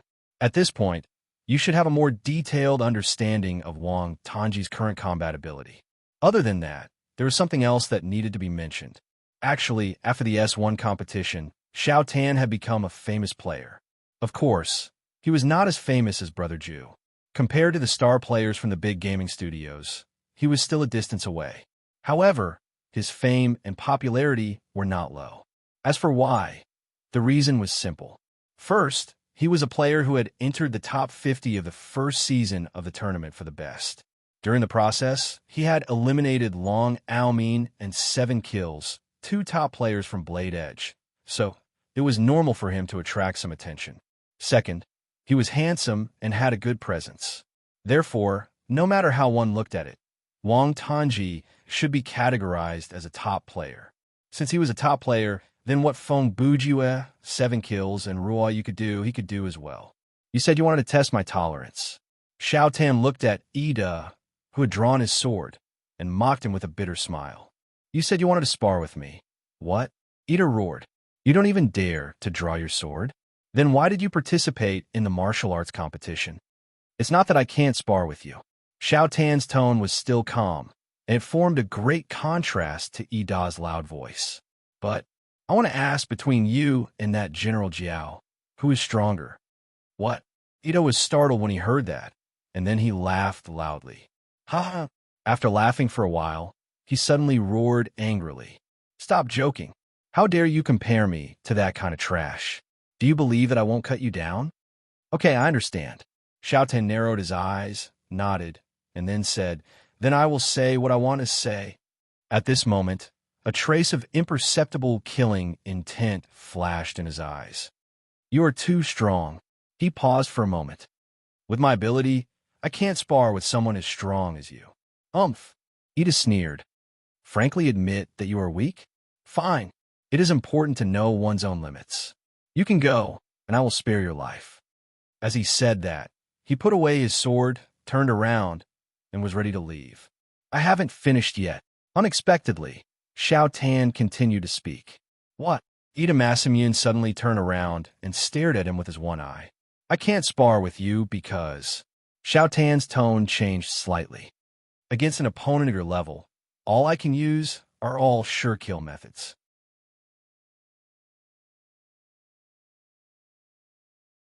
Chapter 822. What did you say? Ida was like a bully. He raised his sword and charged forward. In any case, Xiaotan was not affected by the other's presence. With a serious expression, he said, I will give you two choices. 1. If you die with no regrets, I will fight you. After I kill you, you have to promise that your subordinates will let us pass. 2. You let us pass now, and we will all be safe. Be ****. Ida roared to interrupt Xiaotan. How dare you look down on me? Ida was arrogant and ambitious. Before meeting Ryo Luji, he believed that he could compete with any of the other Warring States heroes. Such a person would not allow Wang Tanji, a character of unknown origin, to taunt him. Little ones, listen to me. In the next second, Ida turned around and ordered the demon soldiers on the bridge. This young master is going to kill that brat now. If I lose in the end, none of you are to act rashly. Just let the three of them cross the bridge. Then, Ida turned to Xiaotan again. All right now, accept your death. Be ****. Before he finished, his body moved. Instantly, the clanging of metal and the sound of explosions filled their ears. The glint of swords and the dazzling sparks entered their eyes. As the saying went, the sword glowed coldly, and the spear glowed with fire. Ida Masamune attacked with both his spear and sword. So fast. This was Wang Tanji's first reaction when he saw the enemy move. The fighting style of an invincible general was obviously different from that of a flood dragon. Each of them had their own unique weapon and skill. Very few characters had the phenomenon of repeating some of their skills. When they attacked, the power and variety of their attacks were far superior to that of a flood dragon. Furthermore, in this scenario, those who sided with Ryo Luji would receive the buff from the Demon King's power, which would greatly increase their power. Therefore, this Ida, compared to Zhao Yunlai, who was also an invincible general, was at least twice as strong. In other scenarios, he would be a boss character. But it's not fast enough. After Xiaotan activated his eagle-eye vision, he could predict the enemy's movements. As long as the opponent's speed was not too far ahead of his, he could deal with them. When he encountered the flood dragon earlier, he wasn't prepared. He didn't expect a common face to be so strong, so he didn't activate his skill immediately. But now, he was in a state of full concentration, in which he was facing the enemy with all his strength. Even if he were to face an unparalleled demon general, he would be able to put up a fight. Ping, ping, ping, ping, ping. A burst of metal clashing sound announced that Ida's bullet was blocked by some kind of metal object. He was immediately startled. You have some skill. You can actually use a hidden blade to block a bullet. On the other side, Xiaotan coldly snorted in his heart. This level of spear technique, when facing an opponent who used a gun, Xiaotan was quite familiar with the situation. Of course, this was all thanks to Xiaoling's kind guidance. After being ravaged by countless gunfire, Xiaotan had already developed a strong ability to deal with shooting opponents. No matter what kind of firepower, distance, or marksmanship, as long as it's a bullet, I'll block it. Very good. It's exactly like this that there's meaning in defeating you. At this moment, Ida's fighting spirit was ignited, replacing the previous pure anger. His moves also became sharper and more effective. Become a dead soul under my great overlord hunt. With a shout, his figure moved. Ida seemed arrogant and overbearing, but in fact he was careful. After calming down a little, he instantly understood Xiaotan's dodging technique. In the blink of an eye, his fierce move arrived. The spear burst out a barrage of bullets, and the sword bounced off, aiming straight for Wang Tanji's left shoulder. In just 10 seconds of confrontation, he has already seen through my dodging pattern. Although Xiaotan was surprised in his heart, it wasn't that he was helpless. At this moment, he immediately used the heaven and earth inversion divine art and used the gravity to make a move that was impossible under normal circumstances. Floating jump. Ida misunderstood Xiaotan's method, but it didn't affect his next move. This young master already expected it. In a flash, Ida took the opportunity to raise his sword, and at the same time, his other hand also raised his gun to shoot. I also expected you to use this move. Xiao Tan whispered and took out the titanium alloy Jinhua him in midair and held it in front of him. Clang, pang, pang, pang, pang, pang. The sword and bullets all hit the shield, but they didn't cause any damage to Xiao Tan. What? Ida was shocked. Where did you take this out? Just when he was still in shock, Xiao Tan had already reversed the gravity again, and with the weight of the shield, he fell from the side. Damn it. Ida gradually fell into a decline, and seeing that it was going to be bad, he had no choice but to use the matchless chaotic dance. Bang! In an instant, a strange sound, white light appeared. Ida's body immediately exploded with strong do chi, and his hands also turned into a dual gun state in half a second. But his arms crossed in a horizontal position, and the two guns in his hands continuously shot out flames. The fan-shaped area in front of him was already trapped in a net of bullets. If there was one thing that the generals in the Matchless series had the most iconic special skill, it would undoubtedly be the Matchless Chaotic Dance. The invincible special effect for a certain period of time, the ability to forcibly remove control, and the powerful destructive power. It could be said that advance can be reversed from defense to offense, and retreat to escape from encirclement. However, it's good that you used it. Xiao Tan, who was in midair, showed a relaxed expression. Even if he didn't have a deep understanding of the Matchless series, Xiao Tan still knew the basic setting of the Matchless Chaotic Dance. This kind of ultimate skill that consumed the Matchless slot, after using it, had to wait for the Matchless slot to be full again, except for the Matchless Awakening state. And Xiao Tan, what he was waiting for was the moment when Ida Masamune used the Matchless Chaotic Dance. As a character in the Matchless series, the current Ida had already lost his most powerful, forcible release ability. This point was very fatal. Those who had played the Shura or other highest level difficulty all understood that under the condition that the Matchless points were not full, it was as dangerous as playing in the snow with bare arms. What is he going to do? At this second, Sword Monarch, who had already retreated far away, seemed to have seen some clues, and his expression immediately changed. A righteous person is more powerful than we thought. Beside him, Zhao Yun's expression also gradually became serious. As a matchless general, he knew better than Sword Monarch. The battle in front of him had already reached a critical moment. Ida, I'm afraid it's not good. While the two of them were talking, Xiao Tan, who was far away, had already put away his shield and jumped in midair, escaping to the enemy's blind spot.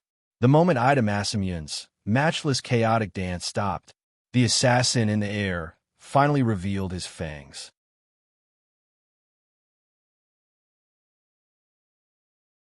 Chapter 823. Idiot! Ida looked at Xiao Tan, who was falling from the sky, and shouted, running to the sky to seek death. What he said made sense. For a character like Xiao Tan, who could not move horizontally in the air, jumping into the air was equivalent to putting himself in a situation where he could not dodge. And Ida would definitely not let go of this opportunity. Bang, bang, bang.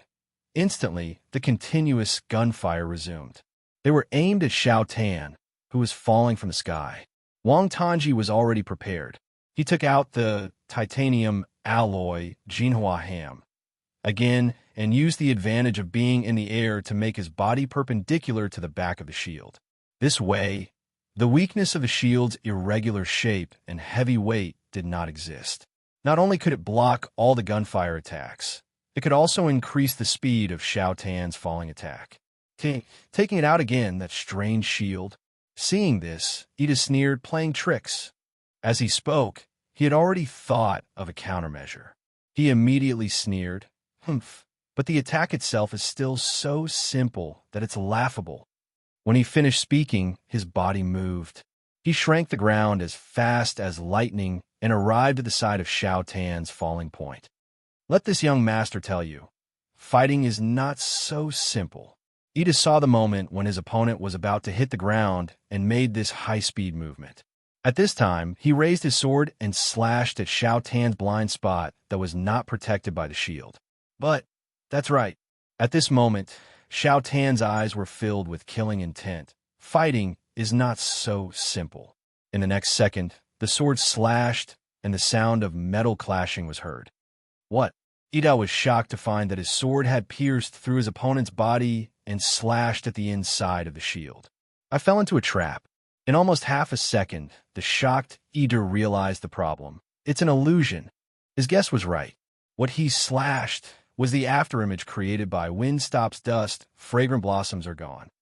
The real Wang Tanji had let go of the shield in his hand and activated his skill when he swung his sword. The falling shield was just a smokescreen. The attack that seemed simple and easy to predict was actually a trap to lure the one-eyed dragon. Killing intent. Right after Ida attacked, at the moment when he thought he had succeeded. In this short period of time, he had lost his momentum, was defenseless, and his peerless slot was not full yet. The only defense he had was the armor on his body. In front of the edge of assassin, that kind of defense was not even worth mentioning. It's over. Sword Lord 12 regrets, and Zhao Yun both concluded in their hearts. Even Ida himself felt that his life was coming to an end. But his life was not meant to end. A low shout pierced through the air. When the demonic sound entered his ears, his 3 souls trembled. Along with the shout, there was also a huge string of prayer beads. The string of red and black giant beads flew horizontally like a gust of wind. It hit the waist of Wang Tanji, who was about to stab with his hidden blade. Xiao Tan was more alert than others. He did not lose his calm because of the head in front of him. At the moment of life and death, he understood the danger in time. He retracted his momentum, twisted his body, and rotated his arm to block. He barely blocked the sneak attack of the string of prayer beads. Tisk! This time, it was Xiao Tan who snorted, because this attack made him suffer a lot. The prayer beads were full of demonic energy. Although the revolving impact caused by the beads was not very strong, with the support of the demonic energy, it became a huge force. After all, Xiao Tan was using a short weapon. When he blocked, most of the force was quickly transmitted to his arm. Under that block, his life points dropped by 14%, and half of his body was numb. Little brother, be careful. Seeing that Xiao Tan was sent flying by the force, his body was full of flaws. Sword Lord immediately strode forward to help. Anyway, the other side interfered first. It was understandable that he went up to help. Fortunately, Ida was arrogant by nature. He would not do such despicable things in battle. He did not take the opportunity to chase after Xiao Tan. Instead, he stood in place and turned his head to look in the direction of the prayer beads. A few seconds later, Xiao Tan suddenly landed. Sword Lord and Zhao Yun rushed over to protect him. The string of prayer beads had already flown back and returned to its owner's hand. You, who told you to meddle in other people's business? Ida looked at the other party and asked angrily. Xiao Tan and the other 2 also looked at that person. It was a burly man who was as tall as a tower. His upper body was only equipped with pauldrons and gauntlets, revealing his sculpture-like pectoral muscles and abdominal muscles. A string of small, relatively speaking, black prayer beads hung around his neck, and in his hand he held a string of huge prayer beads that were as big as a human head. He wore loose black trousers and boots, wrapped in a pale yellow kasaya skirt. In terms of appearance, he was bald. There were 4 black diamond-shaped runes on his forehead. There were also 2 big and 2 small red horns on his head. His face was very fierce. His face was sallow. He looked to be in his 50s or 60s. His eyebrows and beard were white. His beard was like steel and spread to the front of his throat. His hands were no longer human hands, but a pair of red claws. The surface of the claws was covered with carapace-like skin. Ida, don't fail to appreciate my kindness. The man slowly walked over from the wasteland. As he walked, he said, "If it was not for me, you would be a dead man now." His voice was like thunder, and there was a majesty in his tone. Ping Qing Sheng. Zhao Yun looked at the man with a serious expression. He muttered the other party's name. It seems like a very powerful guy has come. Xiao Tan said. He is a strange monk who is obsessed with Yuan Lu Ji's power. His body has been demonized. Zhao Yun continued. However, he's indeed very powerful. Not only does he have boundless strength, but his devil chi is also very powerful. Moreover, he's also very cunning and resourceful. Compared to Daji, he's even better. While they were talking, Ping Qing Sheng had already walked in front of Ida. One-eyed dragon, the job of guarding is also very important. If you lose your life because of a moment of anger, it will trouble Lord Yuan Lu Ji. Other than Yuan Lu Ji, Ida did not accept anyone. Even if Ping Qing Sheng was his superior, he still dared to refute. Stop talking nonsense. I have my own limits. I don't need you to teach me a lesson. When Ping Qing Sheng heard this, he glanced at Ida and did not bother with him anymore. After a while, he walked to the bridge and turned to look at Xiao Tan and the other two. He said, "The swordsman who wholeheartedly seeks the sword, the azure dragon who soars on the battlefield, and the hidden assassin." He paused for a moment and said in a mysterious tone, "You want to participate in the martial arts competition, right? Then come with me."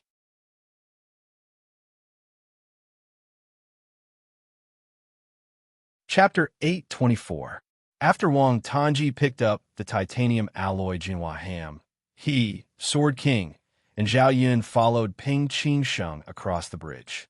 Even though Ito was not happy, he did not stop Xiao Tan. After all, the strange monk was his superior, and he had seen Xiao Tan's power for himself.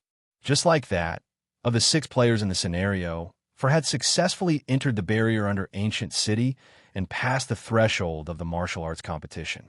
Another person, the Laughing Soul Bone, had already died in the battle.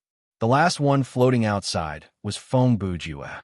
15 minutes later, in front of the Iron Chain Bridge at the main entrance of the ancient city, there was another group of human figures that came over in a mighty manner. Ida looked into the distance and muttered, "Another batch?" There were more than 10 people in the batch that he spoke of, and they were experts from different space-times. There were 5 from the King of Fighters world. 4 of them were Blowing Miss Gornets, Fate's Flame, Chris, Wild Rice Lightning, Charmy, and Dryer 7 Shackleshi. These 4 were powerful people who could control natural phenomena with their own consciousness. They were known as the 4 Serpent Kings, and they were the strongest of the 8 serpent heroes. The last one was Lucar Bernstein. He was the boss that appeared the most in the KOF series. His occupation was set as a black market arms dealer, and he was also a genius fighter. He had the fighting consciousness and wisdom of a genius. He could absorb the opponent's fighting power Upanishads and turn them into his own power in just a blink. As the original boss of the series, he was no doubt the player's first nightmare in the arcade game hall era. Then there were the 4 generals from the unparalleled world. They were Ancient's evil Dian Wei, Dongwu's fighting general Gan Ning, 10,000 Man's enemy Zhang Fei, and Ghost Haiba Honda Tadakatsu. They were super generals from the 4 major forces of unparalleled. Basically, they were not idols. In terms of fighting power, the uglier they were, the stronger they were. A handsome guy like Zhao Zilong had no chance of winning against them. Then, there were 2 people from the Thunderbolt universe. One of them was the invincible legend of Japan, the god of war Minamoto Musashi, who was known as the #1 handsome young man in Japan. Beside Minamoto Musashi was M.O. Xiaonu, who was known as the #1 handsome young man in Japan. M.O. Xiaonu's appearance could be said to have raised the average appearance of their troops. To a certain extent, it also highlighted the ferocity of the 4 unparalleled fierce generals beside him. Finally, there was a strange guy mixed in with this group of people. He was wearing a long purple suit and a smiling face on his face.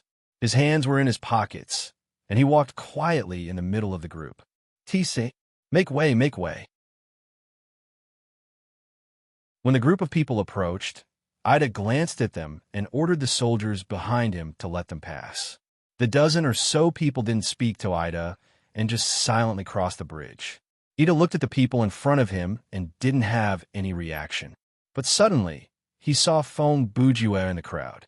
"Bridge being sacked," Ida immediately shouted in Japanese. He pointed at Brother Ju and said, Stop right there. When Feng Bujua heard this, his body froze. He turned his head and replied, Are you calling me? Nonsense. Of course, I'm calling you. Ida walked directly toward Brother Ju and stopped 1 meter in front of him. Who are you? Feng Bujua replied. You don't even know me? His ability to lie through his teeth was superb. I'm Wei Yin. Huh? So you're Wei Yin? Zhang Fei, who was in the crowd, heard this and turned his head to look at him. I say, Uncle. Chris, who was walking in front, covered his face and shook his head. He said to Uncle Ida, Can you not cause trouble? Do you think I'm an idiot? Ida was not easy to fool. He immediately shouted at Brother Ju, It's not like I haven't seen Wei Yin before. Except for the mask you wear. Do you look like Wei Yin at all? And the mask you wear is completely different from his. Actually it's like this. Feng Bujua calmly replied. A while ago, my lord complained that my hairstyle was like a black rapper, that I dressed like an orc, that my body was like a cosplayer, that my moves were like Ninja Turtles, and that I spoke like an autistic person. I thought, no matter what, I'm a general. Even if I don't know how to recite poems and write essays, I know a lot of words. So, I can be considered a semi-literate person. It's not good to always show others that kind of image. So, I want to get a haircut, changed my clothes, cured my bow-legged legs, learned rap from military counselor for half a month, and lost some weight. He paused and pointed his face. The mask I wore before doesn't match my current look, so I bought a new one. Who are you lying to? Ito was shocked. This was the first time he had seen someone who could lie so calmly. Who are you? Brother Feng. I think it's better to forget it. Mo Xiaonu, who was walking at the back of the group, said, I already said it won't work. Brother Feng. Ida heard this and looked at Brother Ju suspiciously. What Brother Feng? Feng Bujue continued to play dumb. Please call me General Wei, or Wenchong. You brat. The veins on Ida's forehead bulged, and he clenched his fists. Are you deliberately playing with me? Previously, when he fought with Xiao Tan, he had already accumulated a lot of anger.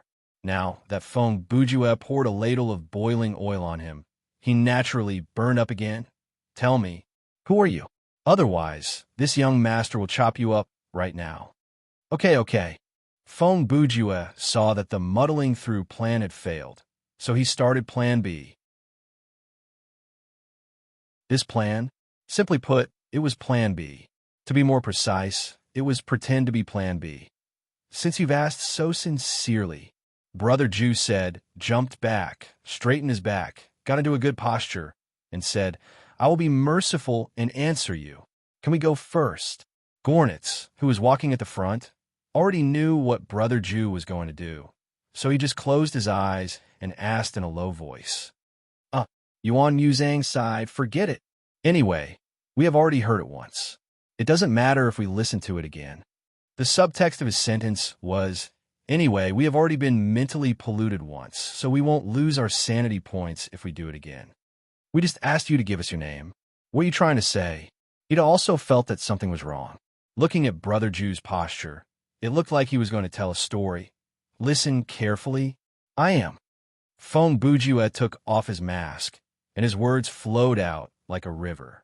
On the top of Mount Tai, there's a pine tree standing proudly in the sky. Not even 8,000 miles of wind can blow it down. Not even 9,000 lightning can strike it down. He had just started, and all the MO soldiers and MO generals present were stunned. Clearly, these fellows under Yuan Lu Ji's command had not read the Shah family bang before. There's a saying, laughing at the sky, watching thousands of soldiers break, planning the universe and calculating karma. Without feeling or fear, taking life and death. Not a ghost, not a god, but a mad demon. Brother Ju was far from finished. In the 3 realms, in the 6 paths, everyone knows of his name. You are Feng Bujue? But to his surprise, just as Brother Ju started his recital, Ida interrupted him and used a pained expression and a probing tone to ask this question. Brother Ju was startled. So, you know me? Phew. Ida gave a long sigh. So, it is really you. He rolled his eyes toward the sky. I have not met you before, but from Lu Ji's mouth, I have heard of your name, your poetic title, and some of your deeds. What? Feng Bujue was surprised. Am I that famous already? This is the saying, good news never leave the house, but bad news travels 1,000 miles. You are indeed infamous. Everyone knows about you. By the way, why did we agree to help this guy sneak into the martial arts competition? I have no idea, but I have a feeling it will be bad to become enemies with this kind of person. Just the thought of it gives me goosebumps. Before Ida could answer Brother Jew's question, his companions around him had already started this conversation. Therefore, even the demon soldiers who were idling at the bridgehead all turned to look at Brother Jew with condescension and disgust. In any case, Ida's expression turned strange. He took half a step back and said, "Since you are Feng Bujue, then you should go in." He was an honest person, and he did not forget to add, "I do not wish to fight you." As someone who could be revived endlessly by the Demon King and was not even afraid of death, he did not wish to have too much to do with Brother Jew. This one to show that Feng Bujue's reputation in the multiverse was indeed problematic. Oh, okay then. But Brother Jew did not mind a reaction of the people around him.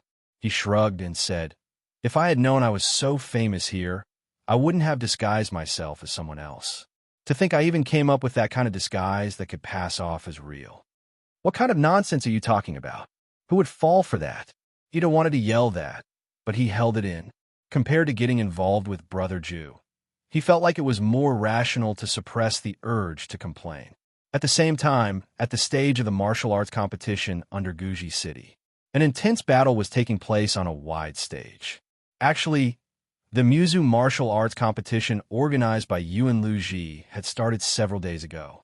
There was only one stage, and there was no such thing as preliminary round, semi-final round, or final round. The format of the competition was simple. For every round, the announcing statue would randomly announce 2 names, and then the people who were called would enter the stage to fight. There was no time limit to the battle. It would end when one party died, surrendered, or lost the ability to fight. After the winner was decided, the winner could leave the stage to rest and wait for their name to be called again. The loser would not be called again, but they could still stay to watch the battle, and so on and so forth until there were only 10 people left. Yuan Luji would personally arrive, and then there would be a 1 versus 10 final battle. Regarding the rules of the announcing statue, no one knew. The function of the lion head statue was to announce the result of every battle, and then it would announce the next battle and announce the start of the competition. In this grand meeting, everyone who crossed the bridge and arrived at the side of the arena would be called at least once. If one felt that they were not strong enough and would be eliminated, they could surrender when they were called. Of course, most people who came to this place would not do that, as the top experts in their own space-time who didn't have some pride. Although everyone's ultimate goal was to defeat Yuan Luji, how would they know who was strong and who was weak if they did not try? In this space-time, it was hard to determine the strength of the characters. Logically speaking, how could a common-faced demon general like Flood Dragon be a match for 12 Regrets, Sword Monarch? In the world of Thunderclap, any third-rate minor character would be able to defeat Flood Dragon. However, in this place, some inconspicuous extras might be on par with those popular characters. So, most of the experts who attended this competition had the mentality of learning from each other and discussing martial arts. They did not know if they could stay until the end. The outcome of every battle was unknown. However, not everyone came to the competition with this mentality. In the crowd, there were many arrogant and self-centered people. In their own universe, they played a role similar to Yuan Luji. These people did not care about space-time disorder or the suffering of people. Among them, some could not stand Yuan Luji's arrogant behavior and were prepared to teach the Demon King a lesson. There were also some who were simply bloodthirsty and battle-thirsty. They lived for battle and came for battle. There were also some who only cared about pursuing their own cultivation realm. No matter how the world changed, they only wanted to find experts to test their tolerance. In short, this martial arts competition, as the Demon King expected, it was very interesting. When they came to a few hundred meters away from the stage, Xiao Tan pointed at the high platform in the distance and asked, "That is the stage of the martial arts competition, right?" "That's right." Ping Qingsheng, who was walking in front of Xiao Tan, sword monarch, and Zhao Yun, replied, "This is the unparalleled martial arts stage that I personally built." The unparalleled martial arts stage that he mentioned was located on a level slightly higher than the ground of unparalleled plain. It was a perfect circle with a radius of 200 meters. The material of the stage itself was no different from the stones in the wasteland. However, after every battle, the stage would automatically restore itself in a very short period of time. The traces caused by the battle would be filled up. In addition, the entire stage was wrapped in a spherical barrier. The lower half of the barrier was like a bowl buried in the ground, while the upper half was like a dome that covered the stage. This barrier was more powerful than the Inferno River barrier around Guji City. Whether it was physical or mental interference, below a certain strength, it could not be penetrated. It not only ensured that the people below the stage could not secretly interfere with the outcome of the battle on the stage, but also effectively prevented the people below from being accidentally injured by the fighters on the stage. "Okay, the three of you, I'll stop here." After a few seconds, Ping Qingsheng said, "There will be more people in front. If others see you walking with me, I'm afraid it will cause misunderstandings." "A straight foot is not afraid of a crooked shadow," Sword Lord replied in a deep voice. "We're just walking with you. The three of us have a clear conscience. We're not afraid of being misunderstood as the claws of Yuan Luji." Ping Qingsheng used his thunderous voice to laugh in a low voice. "Okay, then I'll take it that I'm overthinking. Goodbye." After saying that, he turned into a huge demonic aura and flew straight into the sky, heading towards Guji City in the whirlpool. Then, after Ping Qingsheng left, Xiao Tan looked in the direction of the stage and said, "Let's go to the side of the stage and take a look." "Yes." Zhao Yun nodded and replied, "I've already seen a few familiar masters. I was just about to go over and pay them a visit. I've also seen a few seniors. I want to go over and say hello."